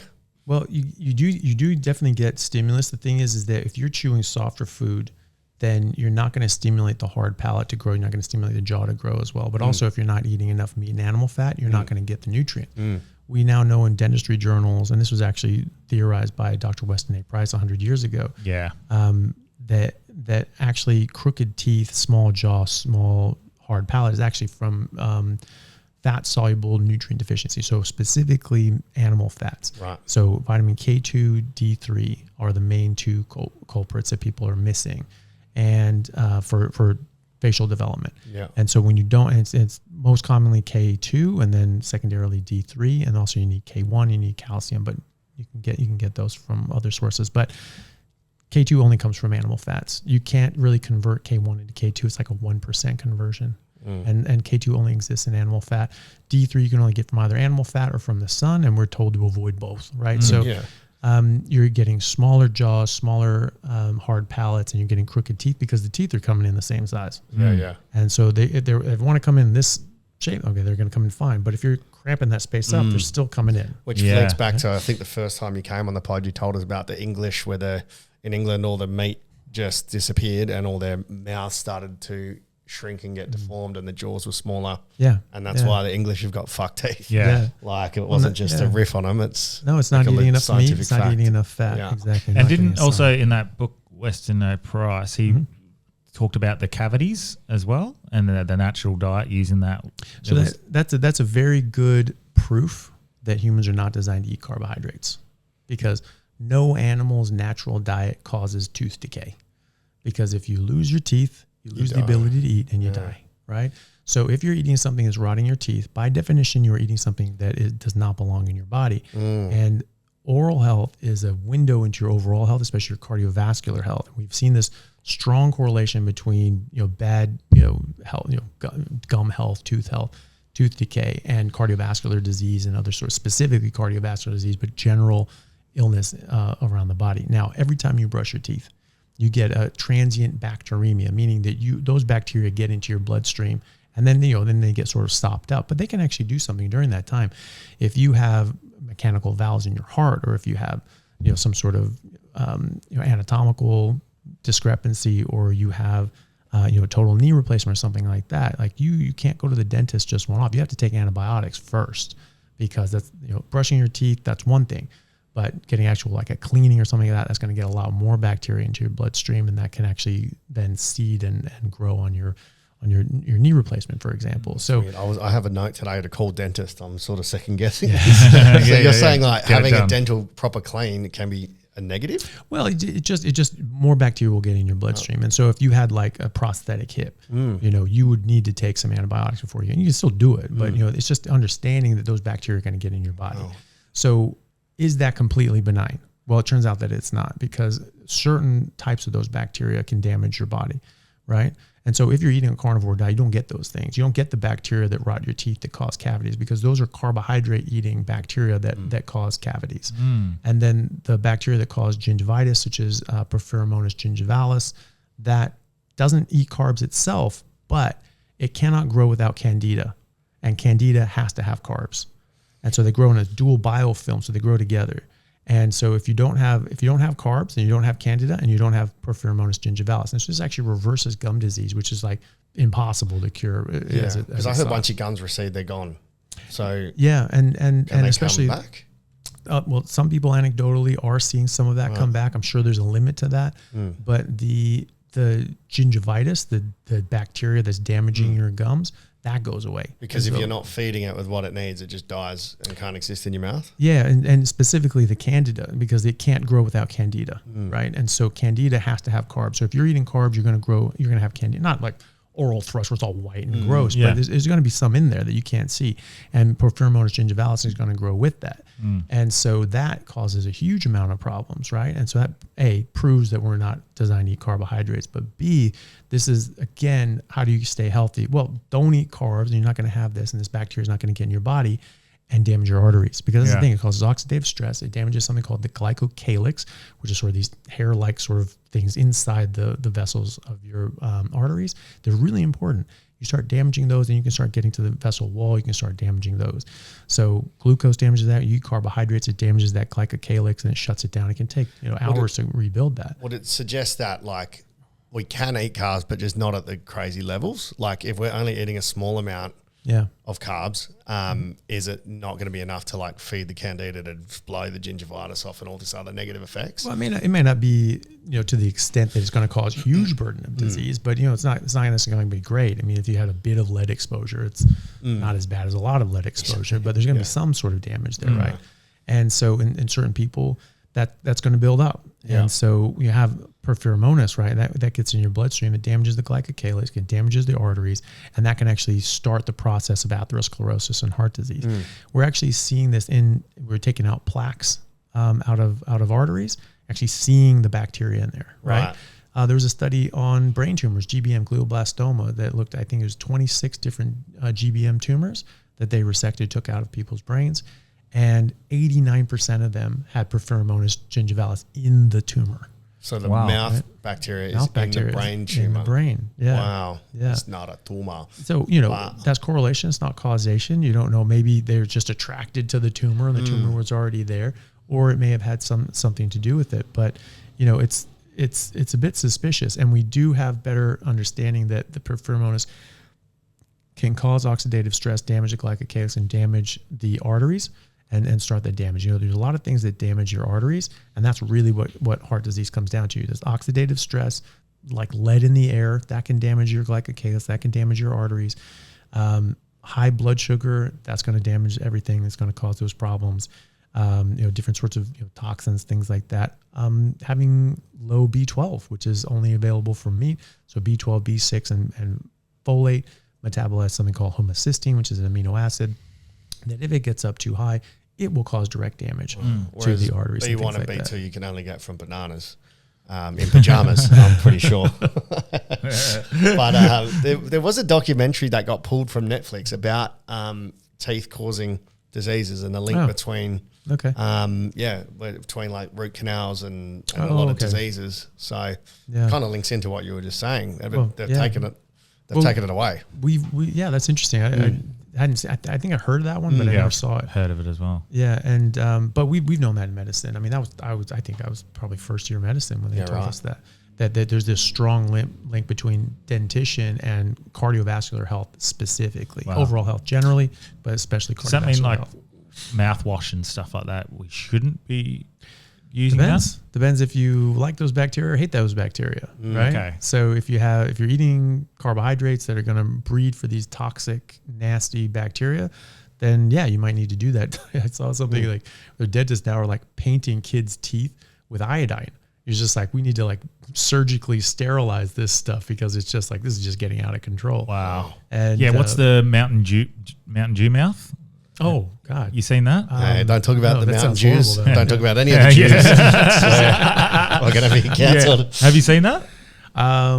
It rings a bell, but it's I don't think a city in America or a town in America that specifically loves Mountain Dew. They love Mountain Dew. And they colloquially called it Mountain Dew.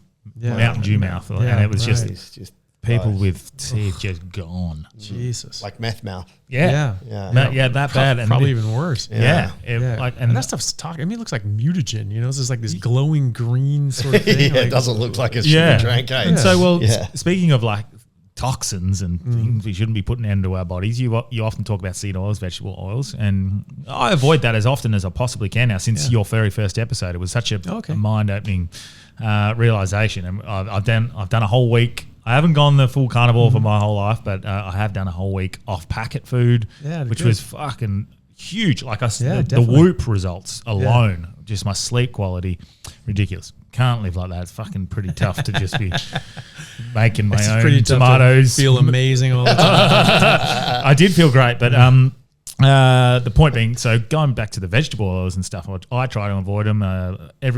Everyone who seems to be health conscious seems to be avoiding them where they can. There seems to be a pushback for some reason. No, it's just it's not a... Is it because it's cheap for production for big companies that are Potentially. making money? I had seen a study, and this is somewhat related. Well, it is related. This is related to skin cancer. And they're, again, on mice, so it's not humans, but it's, I guess, replicable, and we can draw some sort of assertions. But they had these 2 sets of mice under UV lights, and the UV lights created they fed one section of mice vegetable oils, seed oils, heavily processed foods, and then I think meat or a natural diet. Tallow and butter. Yeah, exactly, for the mice. And then the results were that the ones with the terrible diet, with the vegetable oils, developed tumours and skin lesions, and then the other ones didn't. Then they replaced those ones that weren't getting the skin lesions and the cancers and the tumours into the same UV light, and then gave them the same diet, and they then also developed... What's the UV light? Is it replicating the sun? Sun exposure. Yeah. Okay. And so they were saying it is not just the sun, it's the sun in combination with the seed oils causing it. Is that something you're across or seeing? Yeah, so I've seen that study that was done about 30 years ago, and it like you said, it's just like they couldn't get skin cancer. So there was hairless mice, and they gave them the different diets. And but I think that was pretty much the only. It wasn't like a whole junk food thing. It was like that was the fats that they had were just those separate ones, and everything else was the same. Mm-hmm. And it was only the ones that were given the vegetable oils that developed the skin cancer. And they got a lot of the skin cancer. I've seen pictures of them. It was pretty nasty. And then the other group, they didn't get it. So they're like, oh well, maybe there's something off with these mice. And so they switched the diet. Sure enough, they all got skin cancers. Seed oils are thought to damage your mitochondria. Again, right? And so if you have healthy mitochondria, you shouldn't be able to get cancer. So something needs to damage the mitochondria enough. Now, ionizing radiation can do this. Too much sun damage can do this. But your body has a repair process. And if you overwhelm that repair process, then you'll get overwhelming mitochondrial dysfunction, and then you can And what, the seed oil, does it permeate through into the mitochondria to damage it or something? Or is that... especially like linoleic acid, it's very oxidative, and it can damage mitochondrial function. So they are suggesting that it permeates into the mitochondria, the UV from the sun causes a chemical, like it almost cooks it, causes it to change, or... Well, potentially. The thing is that you're gonna have a bit of stress from the UV. Now, UV light is almost like a nutrient. Like you need a certain amount of it. Yeah. UVA light hitting your retina stimulates something called BDNF, brain-derived neurotropic factor. That's like fertilizer for your brain. It makes your brain grow, heal, and repair. It makes new neurons grow and new synapses and connections. It causes the hippocampus to grow, which are like your memory centers. Ketones also stimulate BDNF, and so does high-intensity exercise. But sunlight does as well. Vitamin D, obviously, you get that from the sun as well, from UVB exposure. And you also get UVA light on your skin, can also stimulate nitric oxide, which lowers your blood pressure and improves your cardiovascular health. And the infrared, red light, infrared, near infrared, those sorts of things stimulate the mitochondria, actually it's like food for your mitochondria. So there's actually a lot of benefits from being in the sun and getting these things. However, too much is too much, and you can get damage. And so if I stare straight at the sun, I'm not going to probably get a neurofactor. Yeah. No, but you want some exposure, but obviously you can damage your skin. Now, too much of that is a problem, but that too much is relative depending on what you're doing and exposing yourself to. If you are eating more seed oils and things like that, you're going to be more sensitive to the light. It seems that people burn more and they have more problem. They have more skin damage from that exposure, from that same exposure from UV light. There are an entire category of plant toxins called furanocoumarins that when they are hit by UV light, they irreversibly bind to proteins and DNA, permanently damage them. What's it called? Furanocoumarins. Furanocoumarins. Yeah. And what would be the natural device for that in nature? Why would that need to happen? It's a defense mechanism. Right. So if an animal eats that plant, they'll just get burned and scorched and blistered and things like that. Okay. And so they're called margarita. If you get this on your skin, people have actually gotten second-degree burns, chemical burns. Because that direct light on a concentrated amount of these furanocoumarins. All citrus have them, so they're called margarita burns as well. So you're out there with a margarita with some limes, and and their face just gets scorched. They spill it on themselves, and they get really burnt. Right. And celery can do this. I've spoken to a celery farmer, and they said that's definitely a thing. You have to wear big long sleeve gloves and things like that. You get one drop of sap on your skin and it blisters and scorches in the sun. You get destroyed. This is mainstream medicine, actually. It's called, there's a term for this in dermatology called phytophotodermatitis, right? So it's the skin damage you get from these photosensitizing chemicals in plants. And so if you eat those, if you get them on your skin, it's highly concentrated, you'll get blistered and burned and nasty sort of effects. But if you're eating them, you just sort of globally become more light sensitive, photosensitive. And so it's like if you're taking some medications like doxycycline that make you say avoid the sun. Yeah. That's why vampires can't have garlic. Well, and isn't that funny how the body communicates to the skin and how it can be damaged by it? Because I've also heard similar that your retina, when covered by sunglasses, it sends that message that it's fine, so it doesn't. And then you can get more skin burn, or get sunburn worse. I've never worn worse damage in my life, and touch wood, my skin's been pretty good. Yeah, you don't wear sunglasses. No, I never. It never felt right. Either. I don't know. It doesn't feel. So right is that a me. thing where sunglasses can make you get more skin cancers and burned? Well, it seems that you don't stimulate as much melanin. Potentially, it can disrupt vitamin D. Vitamin D is actually your own natural is a natural UV protectant. We actually see this back in the genome, going back to plants, like something like 500 million years ago. That like plants are using vitamin D as a UV sort of repellent, and so which makes sense. You're getting in the sun, you're getting stimulated by that light, and you're like, oh, okay, well, let's pick up some protection here, and then you use it as a hormone actually in your body, but it can block some of the sun as well, and so. When you're making appropriate amounts of vitamin D, then that can help you protect you from the sunlight. But when you're eating plant fats that have plant sterol, so you have these vegetable oils and things like that, have the plant version of cholesterol, because all life has cholesterol. Cholesterol is required for all life on this earth, even down to single-celled organisms. Those cells are made out of cholesterol, right? Every cell in your body makes cholesterol. Your brain makes cholesterol. Your liver makes cholesterol. Basically, it's one of the most ubiquitous molecules in your entire body, and abundant molecules in your body. It's very important. So the plant version is not really able to be used in cellular structures as well, or you can't make hormones out of it. You can't make vitamin D out of it. But it's it's similar enough to ours that it still gets taken up. Now, there's a lower bioavailability, but it still comes up and will trigger your body to make less cholesterol. So, oh, well, we have enough, so we don't need to make as much, right? So your natural levels go down. So you're sort of tricking your body into making less than it wants to do. Usually, bad to do that in a general term.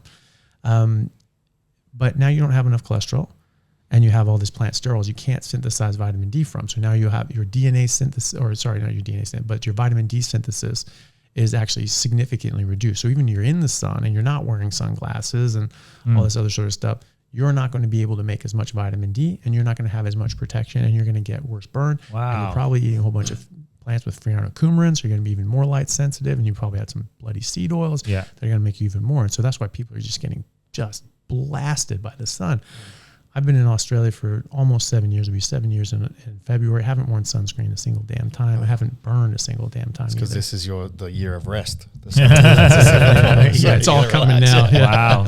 But that's really interesting, because it's not just don't wear sunglasses. There's a combination of making sure you got the right diet combined with not having the sun cream and the sunglasses on. And you should be. And obviously not being a fucking idiot, sitting in the sun at 40 degrees at 12 o'clock in 2 hours, like that's well, and so I mean, even as a carnivore, you're not eating these things. You can overdo it, but it's a lot harder to do that. So people should still use their common sense. Don't overdo it, especially if they're sort of ease into it, see how much your body can take.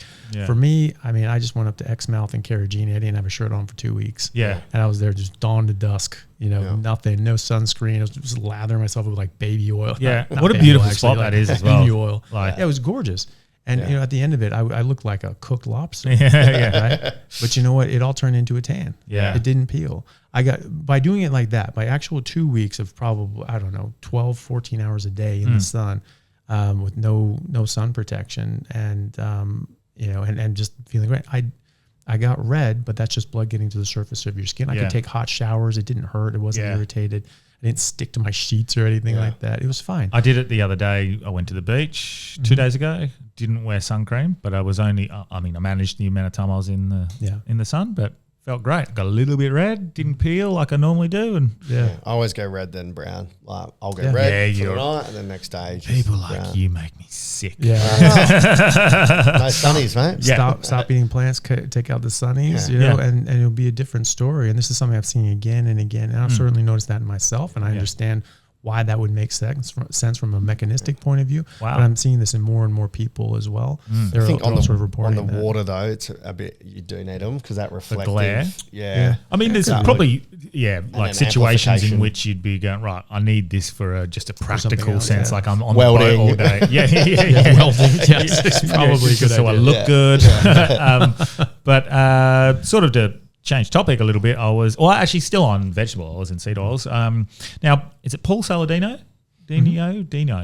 His name has salad in it? Yeah, so Paul Saladino, obviously you'd probably align with a lot of stuff. He's sort of tracked back a little bit on his carnivore. He's still carnivore, Is that the bold largely dude meat. that does the Instagrams? No. American guy? No, that's Sean Baker. Which you know, hey? Yeah. Sean's not bald though. No, shaved shaved head. head, yeah. That does a lot in the shopping aisles? No. Talks about Black guy, Eddie Abu. No, white dude. That No, you always think he's talks- not shaved head. He's not Okay. bald, but yeah, I know who you're talking about. always about the seed oils and like breaking things down. Yeah, so Paul Saladino, that's who you're referencing. He Yeah. doesn't have a shaved head, I don't think. Okay. But, Well, I I guess I'll maybe check. close cropped. At some yeah, point. close call. Yeah. So he's been talking. Obviously, he backtracked a little bit. Wants a little bit of fruit and a little bit of honey. I think he's started going down that path, but still avoiding the vegetables and largely meat based. Same sort of thing. Avoiding all highly processed food. Sounds pretty fucking practical to me. I was trying to get across what he was explaining. Maybe it's just easier to have you explain it more in depth about the heating of these vegetable and seed oils and aldehydes and the dangers and that is causing us.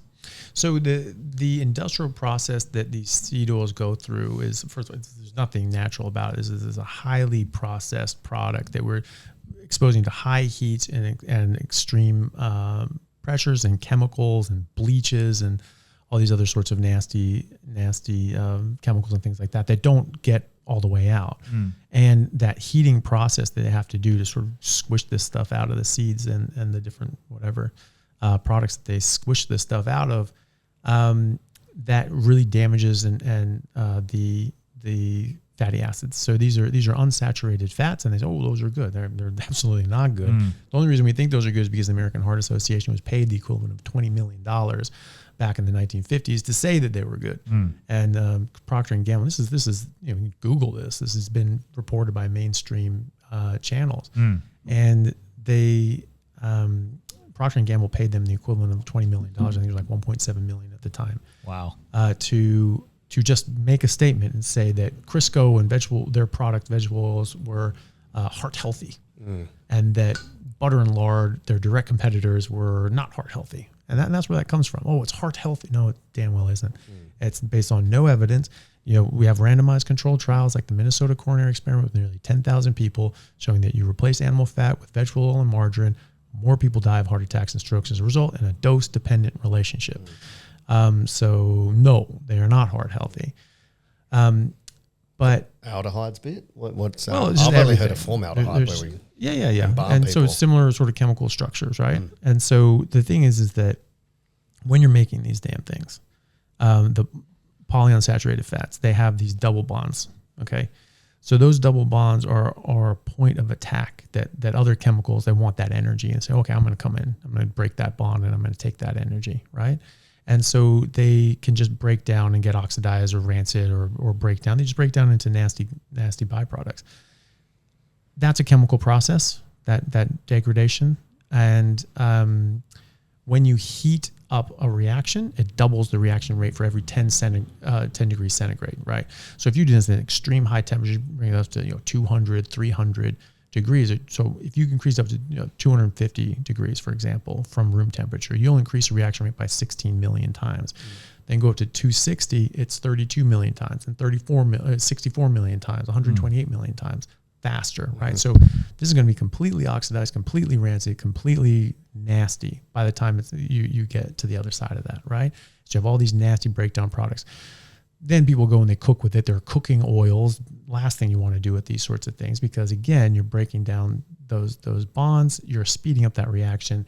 You can actually make trans fats, so you can, and those have actually been banned in a lot of areas. Go on, Delby. Oh, no, I'm holding back. But I could sense his joke. Yeah, no, I literally was like, I had a joke and I've held it. I held it in. Good work. Yeah. And the trans fats. Yeah. yeah, Because we already talked about the Mountain Dews, so I don't want to bring it. or the fat trans. The fat trans in, yeah. Yeah. Yeah. And trans fats are bad, right? That's, I'm trying to remember my chemistry from year 10 or 11. It's where they're on the sides. So same thing. So it's like you have that double bond. Yeah. And the cis trans means that this chain goes up here, and on the same side goes there. Yeah. And then trans fats go down the opposite side. Yeah. And so they have a very different chemical structure, and form is function. One shaped like a U and the other shaped like an S almost. Yeah, exactly. Yeah. So and it's elongated, and it doesn't have the same chemical properties because it's a different shape. Yeah. And so form is function. If you have a different shape, you have a different form, you'll have a different function. And so even though on paper it has the same number of C's and H's and O's and all that sort of stuff, it is completely different and works completely different in any sort of chemical environment, including our body, which is a chemical environment. Yep. And so you see this get deposited. Your body doesn't know what the hell to do with it. It ends up getting deposited in arterial plaques and things like that. Could potentially cause oxidative stress and precipitate that. Who knows? But we know there's a very strong relationship between cardiovascular disease and trans fats. Trans fats are made by hydrogenating vegetable oil. So that's how they get that trans bond. And it's thought that when you cook with seed oils and vegetable oils and things like that, you actually make as much as 30% of that will turn into trans fat. So, and the more you cook with it, the more you heat it, the more that happens. And so if you have like a, cooking oil tray where you're deep frying things like that, you see these things where like, oh, wow, you have this all grungy thing, and they take it all out and it's all black and corroded, and then they're filtering and doing this. Oh, look at this. It's all nice and beautiful. It's like, dude, that's like all trans fats now. Yeah. And now you're reusing that, right? Yeah. So that's even worse now, right? So, but the process itself is toxic. Yeah. By doing that, this thing is rancid. It's disgusting. It smells. It's horrible. They have to bleach it and put in all these chemicals to get rid of that smell and the different sorts of things that wouldn't make it palatable.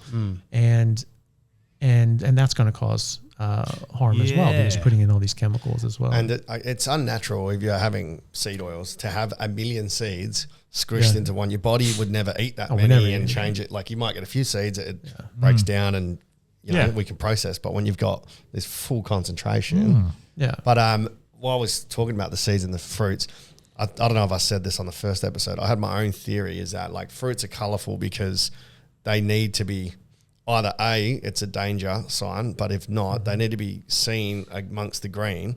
So a human would grab it, eat it, and then shit out the seeds for it to replicate. So that would indicate to me that some fruits, with the fact that they're colorful, means that they want to be eaten by us because they need to do that to move and to grow and to move their seeds around. Is there any logic to that? Well, I mean, and at night time as well, because you if you're hungry at night and you're a human, you could see. I mean, not just humans, like animals or whatever. Yeah. And then the thing is that some so some of these things that we can eat, certainly generally the general principles of fruit is that they want something to eat that. So they say, hey, here's my gift to you. Here's some energy. Here's some sugar, quick give energy. Here's some vitamins, something like that. Unless it's an apple and your name is Eve, don't take it. Yeah, exactly. And probably a shitty tasting apple back then too. The ones now are like 10 times the amount of sugar. It's a little nasty little crab apple. Have you seen an organic apple sold before? Us out for that? Yeah, they're really they're shitty. fucking tiny, man. Yeah. They are tiny. Like, They don't taste good. They're really sour. They're not sweet. So that would suggest that we don't eat it then, the original version. Yeah, that too. And the thing is that, would you go for that? I mean, people say this. They make that assumption. Well, I'm sure if they came across fruit, they would. Well, you can be sure about anything, but it doesn't mean it's true. People were sure the Earth was flat too. How'd that one work? Isn't it? Yeah, exactly. And so that's the thing is that I mean, there were even areas that people, we know that people walked from Asia to North America over an ice bridge, 1,500 miles north of what is now Seattle. At that time, Seattle was under a mile-high block of ice. This is 1,500 miles north of that, right? I mean, exactly, right? Yeah. There's no honey, there's none of that stuff. And so if you needed that, then they would have all died out. They would never have made it to North America because it was going to take generations, maybe even dozens or hundreds of generations to actually make that migration, and or sooner. But we don't necessarily know exactly, as far as I know. But anyway, it's people are living in the Arctic Circle during the ice ages. We know that for a fact, and they were thriving. So we don't need it now. Can it be a benefit to survival under certain circumstances? Absolutely. And that's probably one of the best things about humans, that we're robust. Yeah. We can get nutrition from a lot of different things. And so if a lion runs out of meat, it's going to die, right? Yeah. That's not us.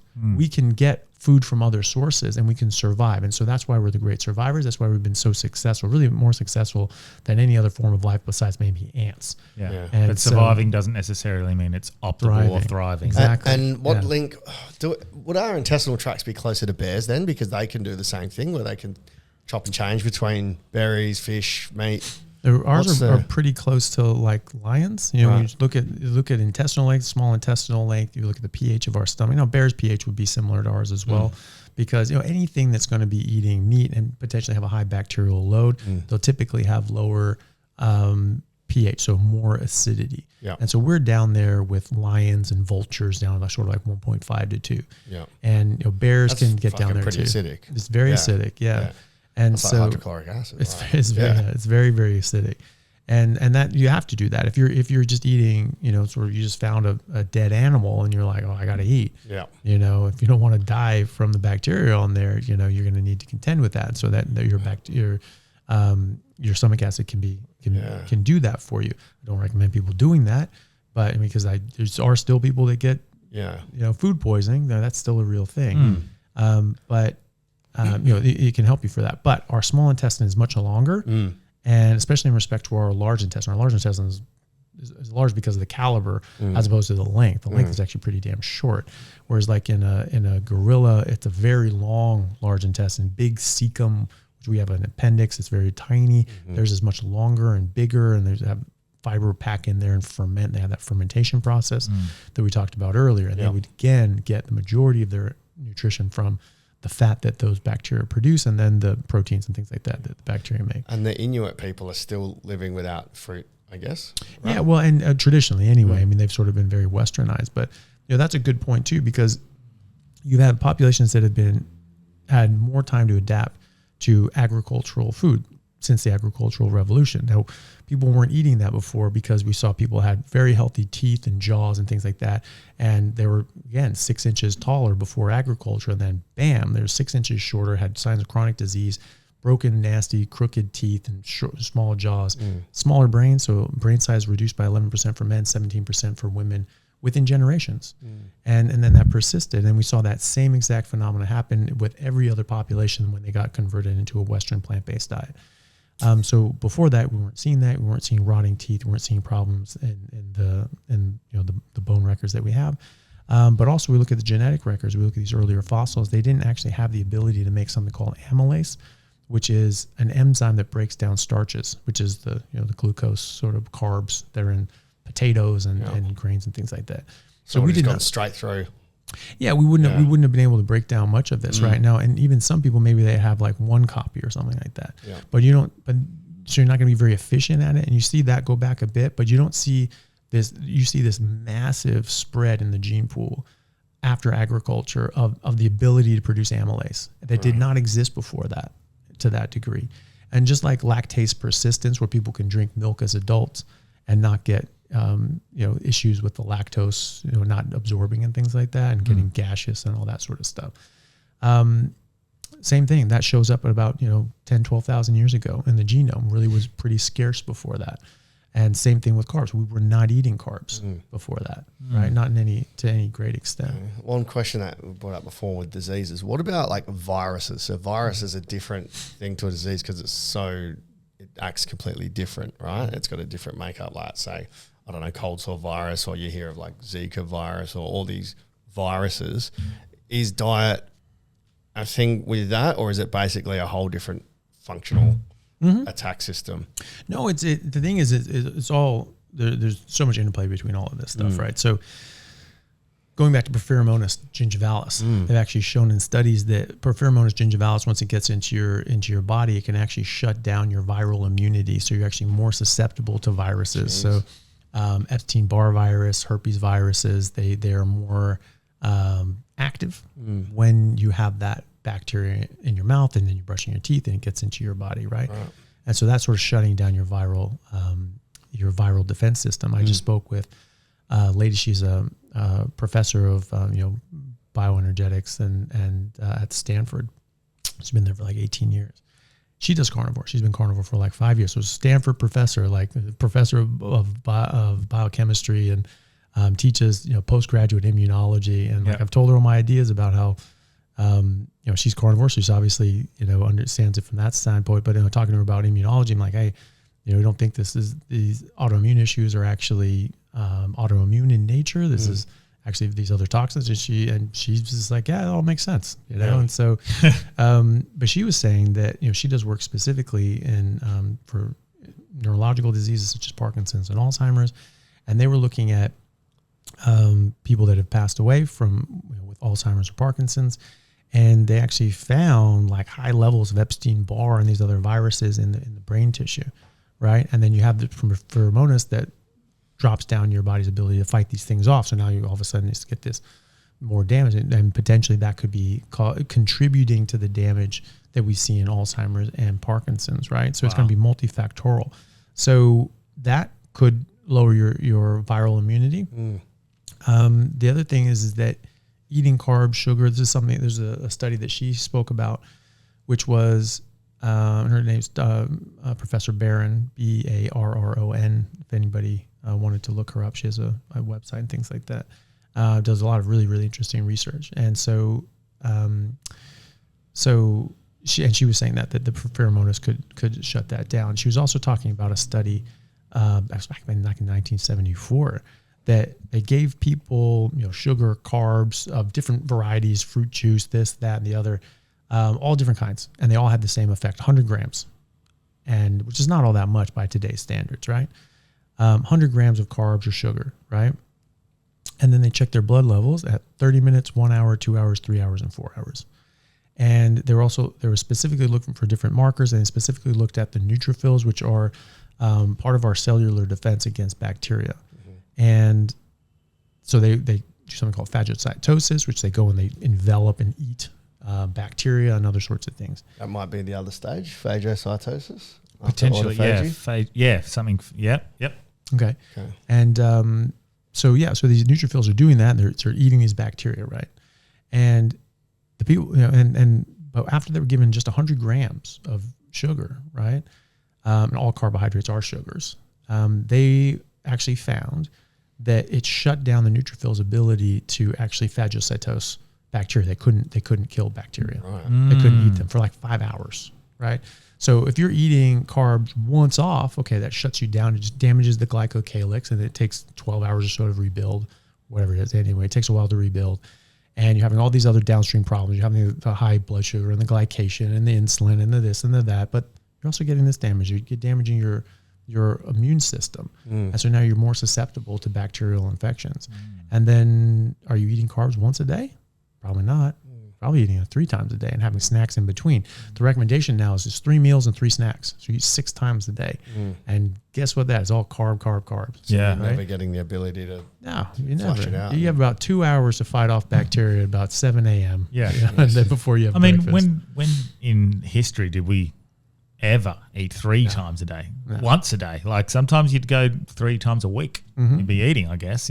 Obviously, as we've developed as a civilization, we've got more availability, but the body doesn't catch up. Not that quick. Not in a couple of 100 years. If you're Italian, you have to eat 6 times in one sitting with nonna. You're not laughing me. Have more, Danny. Well, I'm actually feeling pretty pumped. I reckon I'm going to go into I've already got dinner sorted tonight, so sorry, mate, I can't do carnivore. But I think tomorrow I might go, right, I'll do a couple of weeks. Yeah, that's going to be good. It's always the way. You just need Chaffee to come in once every 6 months. Just to remind you. Yeah. I need to do one with you every day. I know Whitey's smashed through it, and a lot of the Grin Reapers listeners, Chris White and the Reapers listeners. Whitey's largely just done, hey? Like he's carnivore? Yeah, Pretty much, yeah. And he was saying that I was listening to the recent pod on his tension tour. Heaps of people were coming up going, been doing carnivore, it's changed my life. And he's like, that's had more of an effect on his listeners than any of his other stuff. So what a surprise. Chaffee's having an impact. Yeah, massively. He said it was like that's awesome. One of the big things that people were saying on the tension tour was, so it's probably thanks to, did you get him into carnivore? Well, I think he was already into it, and he was, but then he had me on his podcast, and so we talked more about it. But I think he was already sort of doing it at that point, or at least very interested in it. Yeah, he's always so interested in everything though. Like he does big phases of stuff. Yes, fishing, fucking. And if it works, he's like, that's it. I'm in. I'm into it. But as I'm talking about that, so the reason I'm not going to go tonight is we do pizza night.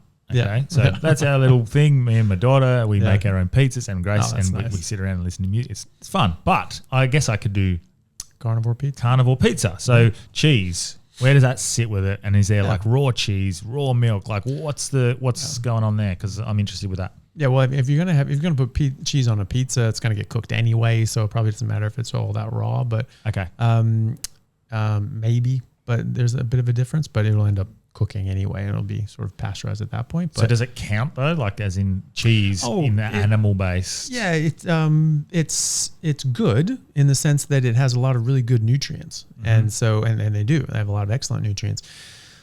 You just have it's a sort of a gray area though. You want to now. There's nothing in dairy that you need, like that you have to have that you're not going to get from fatty meat, right? But it is very nutritious. Okay, but it has other things. It can have carbohydrates, but cheese typically doesn't. But casein, which is the major protein source, and cheese, now ricotta cheese is just whey protein, so this might be, an exception. But certainly the ones with casein, that casein can metabolize into something called casomorphins, which actually trigger the baby mammal to increase its hunger and also store energy. Because babies need to grow fast. And so they need a lot of energy, and they need to store that energy. And so they sleep a lot, they're growing constantly. So they're taking a lot of energy, and then they're just storing it in, getting it used, and building their body. Because babies are vulnerable. They get eaten. And in fact, the majority of things that get eaten out there are babies. And so it's very important to get those babies growing. Especially in Hollywood. Yeah, I was going to say there was another one there. I was waiting. Yeah. I mean, is that why people say they feel sleepy after having cheese? Like I've had people go, after I have too much cheese, I get sleepy. Oh, well. It's like... Potentially, I mean, the thing is that it's going to send those signals that tell your body to grow and eat more. So you might overeat, usually with cheese, and always, then you're going to store energy, right? So you can have difficulty with fat loss. Now, if that's not a problem for you, just understanding that. If you're nominally skinny and slim and doing well, and you just understand how that works, and if you start having more cheese and you start like, okay, I'm getting a little fluffy, like maybe I'll just dial it back. But if you're trying to lose weight, just understand that can hold you back, or it can actually make you gain weight. I have seen people lose 20, 30 pounds on doing carnivore, so like 10, 15 kilos, and within a couple months, and then all of a sudden they gain it all back because they've started, dairy's carnivores. They're just eating bowls of yogurt and drinking milk and eating just chunks of cheese like an apple, and then they gain it right back. Right? How would you have a carnivore pizza? What would you use instead? So you just don't. The base meat on meat. So the meat on meat. Yeah, hey? basically. Really? Yeah, I actually have we have like an alternate Instagram thing called kitchen_carnivore, and we have a recipe on there. Okay, cool. Yeah, it's actually pretty good. You get like mince and some feta cheese and some egg yolks, and then you throw it in actually with a bit of water, and you sort of mix it all up, and you can sort of smush it out. Yeah, and you have to make the base with like a ridge, because you're going to pour stuff in there. You have to actually have it in there. It's almost like a pie. And so you do that. You bake that in the oven for like 15 minutes. Now it will shrink, so make it overproduce, right? So make them big because you're going to have some shrinkage. And there's a joke there too. I know. I left it. It. Very, very good, Daniel. Yep. And then you there was the sauce was something interesting too. It was like, you take a look at it, but it's something simple. It was like gelatin powder and like an egg yolk. I feel like I remember this. Yeah. And it actually tasted like tangy, like almost like pizza sauce. It actually was just like, oh, okay. Yeah. And then you just put on a bunch of meat and cheese and things like that. Throw that back in the oven, get it all bubbly and crispy, and it's good. It's actually good. And it's just this meaty pizza. There we go. It's actually good. That's like a full link back to our original saying. The beer. No, the whole pot. It's actually good. Yeah. So that's interesting. I'll definitely check it out. I might say one more time. It's called what? Carnivore_kitchen. Kitchen_carnivore. Carnivore. I think it's on YouTube too. It's sort of the same stuff on each. And then so back to the milk, raw milk. What are the benefits of raw milk versus are there dangers or not dangers? Yeah, but dangers sucking it out the cow. It's going to kick you in the head. Is there so raw milk, raw milk versus I don't know what we call pasteurized milk.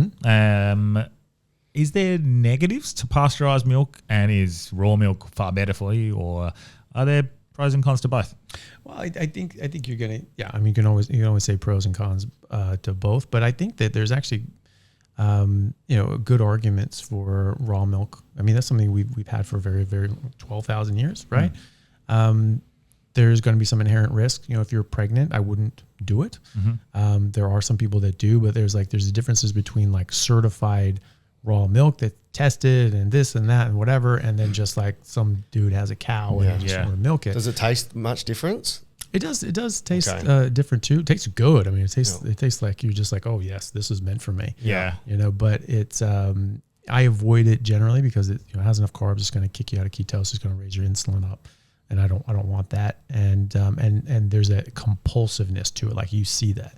Like I drink now. My taste sensitivities to sweet are so sensitive now that if I drink like raw milk, like a whole milk or something, it tastes like I'm drinking ice cream. It's just like, oh my God, that's just amazing. It's just so decadent.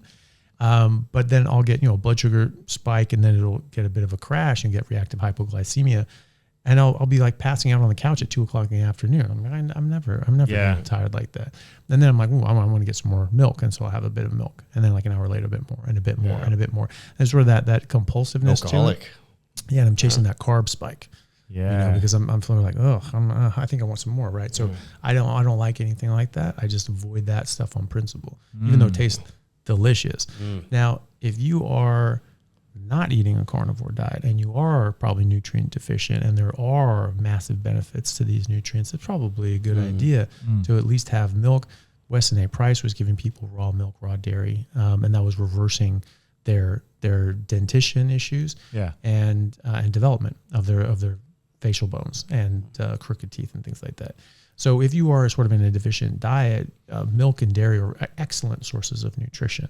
If you are eating enough meat, you're not missing anything by the meat, right? Yeah.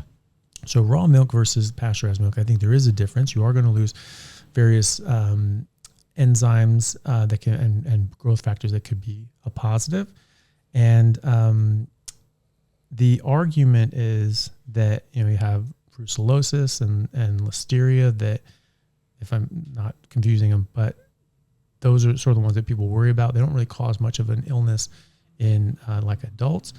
But the problem is that if a woman is pregnant, that's much more damaging to the fetus. And so that's the idea, is you don't want to have raw dairy during pregnancy or if you're worried about pregnancy. Now, if you're certified raw or whatever, my grandmother had raw milk when she had 5 pregnancies, but she always made sure it was certified raw. In fact, when they were in a place called Stehekin, Washington, it was out in the mountains. It's actually a pretty amazing place. But my grandfather was a college professor, and he was on like a sabbatical, and so had a year to like write a book. It was like sort of a spy novel called like The Serpent Sleeping. He was a spy in World War II, and so it was all sort of cool. Should a whole pot on that. Yeah. And so he was writing that there, and it took a year out, and they lived there.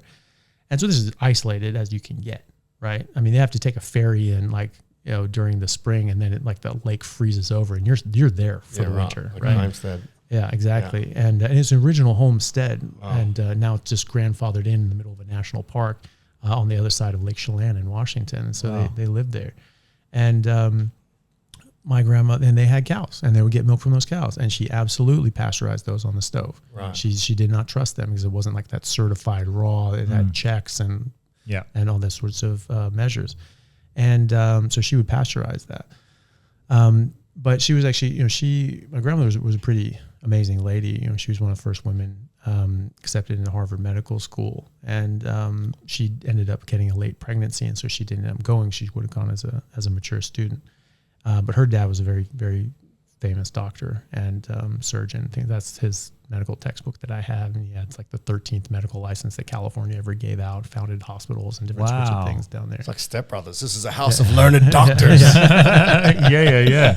Wow. And so, when she was doing some of her training, she met my grandfather at Harvard, and she's very well educated. And then when my grandfather was teaching at Pomona, which is a university in America in Southern California, she would take classes there. You could take things as a faculty wife and things like that. Yeah. And so she was, taking biochemistry and cellular biology, all these sorts of things. And because she eventually planned on going back to medical school.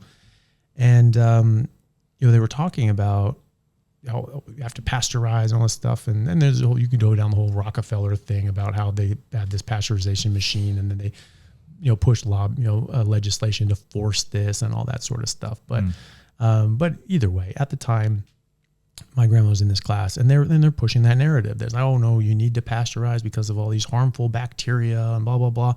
My grandma was like, well, hold on a second. There's a lot of things in there that are actually antibiotic in nature that have help suppress that, actually keep it healthy. I mean, this is something that all mammals drink, right? So, that doesn't make sense. My understanding is this. And the professor sort of jokingly sort of gave her a hard time, gave her some shit. And she was like, all right, fuck this guy. And she just went back, and they had raw milk. They had raw milk delivered all the time. So she got the raw milk, and it was just straight out of the fridge. And she went and bought some pasteurized milk from the store, and she brought that in and said, okay, let's culture them. Let's check it out. And the raw milk had no bacteria. Wow. And the pasteurized milk had dozens. Shit. Wow. Right. And so the guy was actually apologizing. Oh shit, I'm sorry. No, that's way better, And so the pasteurized milk actually had a lot of bacteria in it. Now, I haven't seen a study that looked at that one way or the other, but I have seen people replicate that, just on their own time, they said they sent these things off to labs for testing.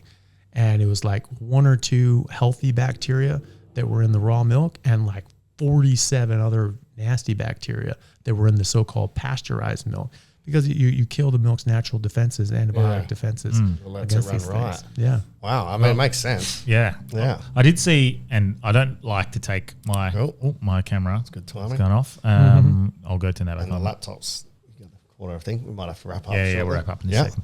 I'll go turn it off while I ask this question. So I did see, and I shouldn't take it off. I shouldn't take my knowledge of TikTok or Instagram Reels, but there was a thing I seen, and I'm not sure if you're across this. Maybe explain it to Delby while I do this. They put breast milk on top of a bit of liquid that was full of bacteria, and the breast milk basically overtook and killed all the bacteria, and they were suggesting that's why. Not that people have a choice sometimes, but if you're going to choose to use formula, this is what they're missing out on. Just another reason titties are great. Well, there's a lot of things you're missing out on when you go to formula. This is not the same chemical composition of nutrients that are in breast milk, right? So it's it's the law, and I think it's the international law, or at least the agreed upon law internationally, that when you do formula, they require seed oils. Why? By law. They say it's because the omega-6, you need a lot of omega-6. Actually, you need omega-3s, more than omega-6s. And you need different omega-3s that are not provided by seed oils. They're only provided by animal fats. And you don't convert the plant version of omega-3s, which is ALA, alpha-linoleic acid, into DHA or EPA, which are the ones you need for your brain. Now, you use ALA for other things, but you can't use it for your brain. You need the DHA and EPA. And there is at best a 5% conversion of ALA into DHA or EPA. And there's plenty of studies that actually found that they have zero conversion. And in fact, the more of the stuff that you eat, the lower your DHA or DHA and EPA are. So it's just not the same thing. And they're having a lot of sugars and things like that. Not just lactose, but like sugar in formula. Right? And so studies have shown, going back to what I was saying before about ketosis, babies that are drinking breast milk, even though there's lactose in it, they are still in ketosis, they're still producing ketones. And babies that are drinking formula don't, or they are significantly less anyway. And so you're missing out on that too. It's just different nutrition. Yeah. Well, you're trying to artificially create breast milk, right? You're trying to just copy. Yeah, and they're not even doing a good job. Yeah. They're not doing the DHA, the EPA, the animal source fats and proteins and is there another gap in the market here to I produce heard goat milk apparently. Hey, goat milk, is that the better alternative? Well, the thing is that traditionally, I think that has been used. I've certainly read books about it is good trail for days kids and things like that. Yeah, exactly. And that like people coming out west and things like that. And if a mother died, they would use goat milk. The reason being that you can't give babies cow's milk is because it has much higher casein levels, and it's actually overwhelms them. It can become harmful to them and their brain development and things like that. Or actually, they may not even be able to survive on that up to like a year or something like that. So, I mean, the best thing is just breast milk. And then, formula does have a lot of essential nutrients. Otherwise, these kids would be dying. But it's not necessarily as optimal, certainly not as optimal. And also because it has antibodies. So to your point, with all these bacteria and things like that, yes, there's going to be different factors and things like that in there, enzymes, whatever, but there's also antibodies. Yeah. And so that's one of the main things is that you don't have a properly developed immune system and ability to make antibodies as a kid and up until about 6 months. And so you need those antibodies from your mom and your mom has, and those antibodies come in the breast milk as well. And there's no way to do that artificially. Like, is there a way to make better breast formula milk? Maybe. You probably, it'd be very expensive, whenever you're giving any sort of issue, any sort of disease or something like that, you give antibodies for that. You can do that, but it's very expensive, and obviously you're not going to get the plethora of antibodies that the woman will be making all the time. Yeah. Now but there are breast milk banks and things like that. There are women that are like super producers, and they sort of would express more and then sort of send that into a bank for people that aren't able to produce enough breast milk but don't want to just fully rely on formula. And that's a really nice thing that people can do. There are things like on the Weston Price Foundation and the Price Pottinger Foundation websites, maybe both, or at least one of them, they have, if you want to make formula on your own. And so I've never done that. I've never looked into these things, but that's something that they, when people say, well, I don't really want seed oils, there's ones that you do there. I think they sometimes use a base of goat milk, but it's not just goat's milk. They're adding a whole bunch of other stuff to it as well. Yeah. And there are, laws against, formula has to have seed oils at the moment, but they're trying to repeal that. Why? So weird, yeah. It's so weird. Okay, and so that leads me probably to the final question, and we can maybe finish on this. When I see a coordinated attack on anything, especially from the mainstream, I start to go, why? Why now? And why is it everywhere? So I've seen a coordinated attack on suggesting that seed oils, vegetable oils are unhealthy, which that seems absurd considering the science that we've seen. So, the argument that what you put into your body and what you put into your body makes you sick as an absurd statement, that as well, that's been attacked as well. That's I just don't. Insane. Yeah.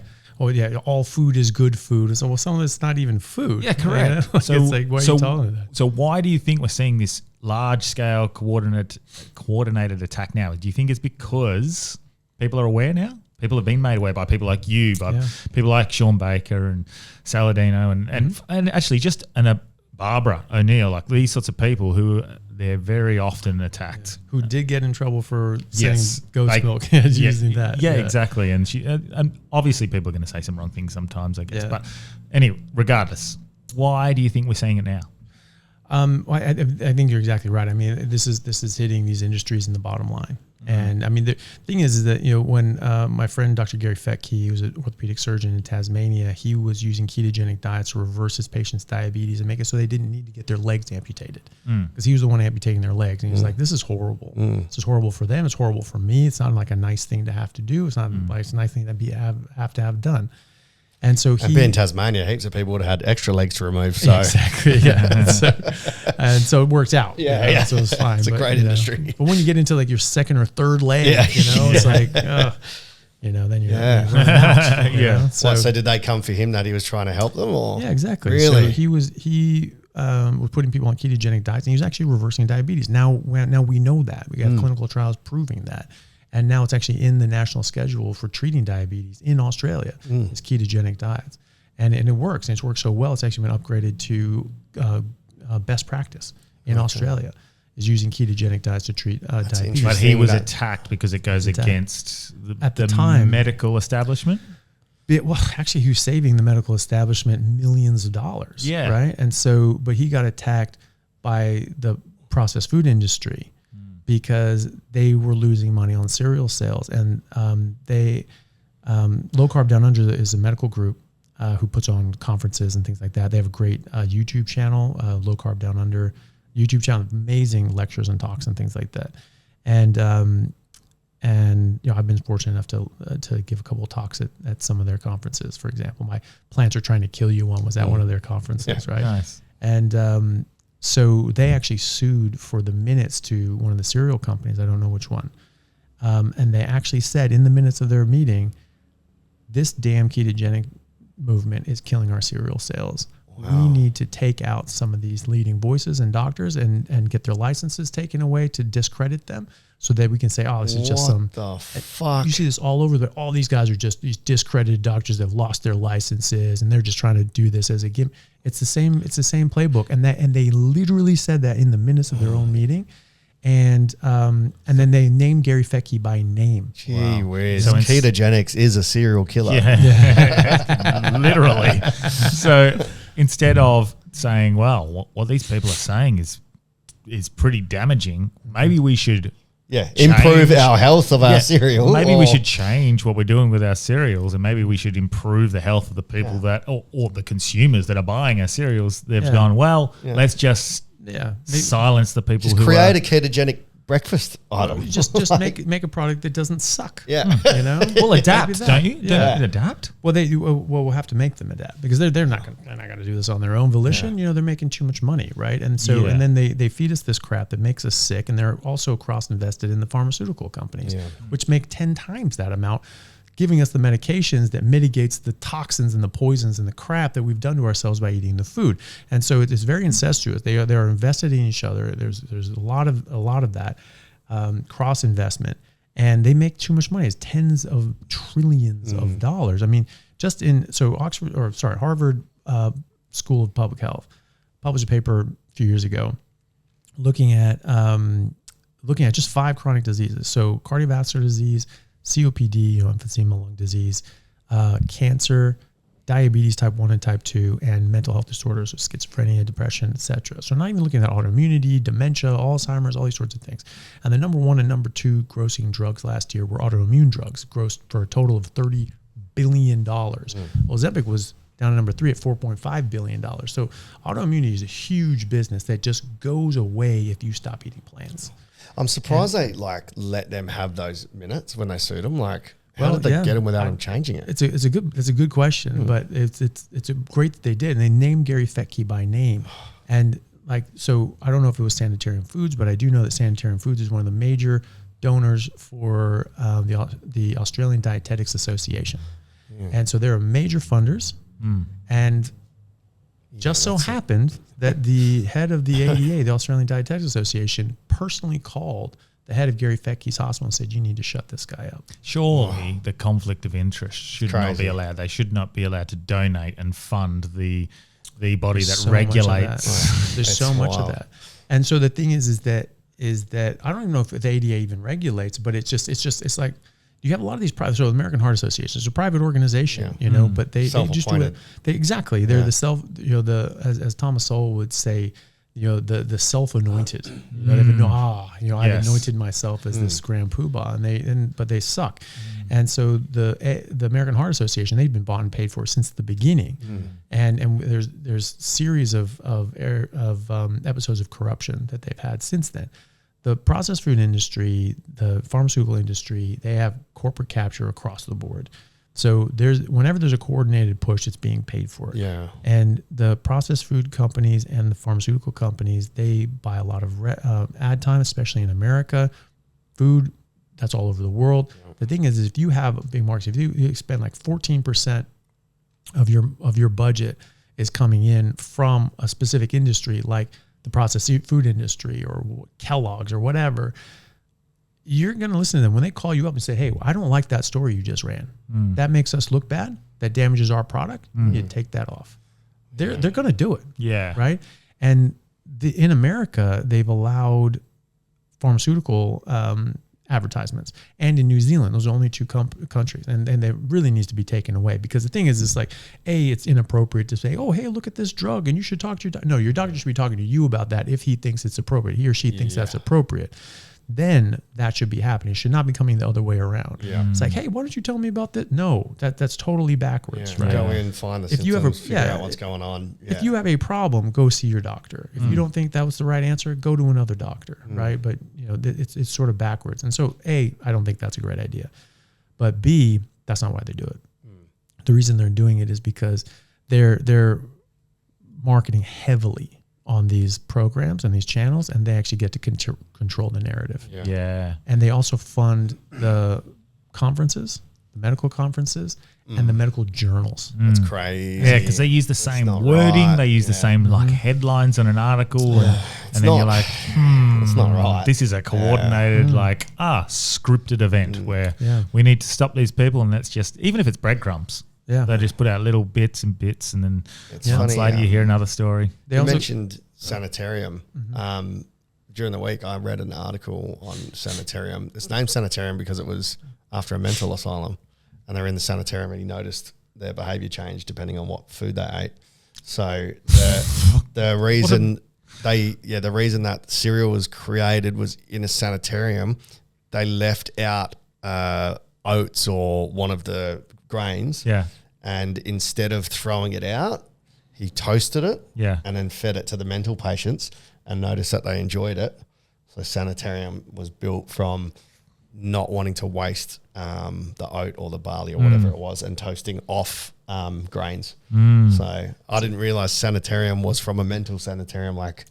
So there's a little bit of history. And I know the Kellogg's one was made to stop masturbation, but but Kellogg's was in charge of Battle Creek Sanitarium. Oh, well, there we go. The thing is, because that every hospital and sort of medical institution that the Seventh-day Adventist Church runs, they call them sanitariums. Right. So I don't know the origin of that. That could have been it. Oh. But they're all called sanitariums. Okay. Right? And then Sanitarium Foods, because that's their thing. Right. Okay. And so Kellogg started the whole cereal thing. Specifically chose corn. Interestingly enough, there's a study that showed that corn and corn tortillas, corn products, will block out nearly 100% of zinc absorption. Zinc is required for testosterone production. So you block out your zinc, you stuff down your testosterone, you screw up your libido. Wow. And that's what he was going for. He was trying to... Pornhub. Yeah, get corn up. Yeah. It's the opposite of Pornhub. It's just no testosterone. Yeah, just nothing. Yeah, no libido and no sex before marriage. Yeah, exactly. That's what he was trying to stop, right? I think. Yeah, exactly. And just sex generally. He was married and he never had sex with his wife. Loser. Right? Fucking hell. He must have been gay. I think that's like every husband, isn't it? That's called marriage. Yeah, that's called marriage. And but they Sanitarium Foods was founded by a lady named Ellen G. White, who was like one of the founders of the Seventh-day Adventist Church. Right. And when Kellogg's did so well that with his cereals and things like that, he was very influential. He's a very famous doctor and very influential. And something like 36 cereal companies were all founded out of Battle Creek, Michigan. They're basically all of his patients.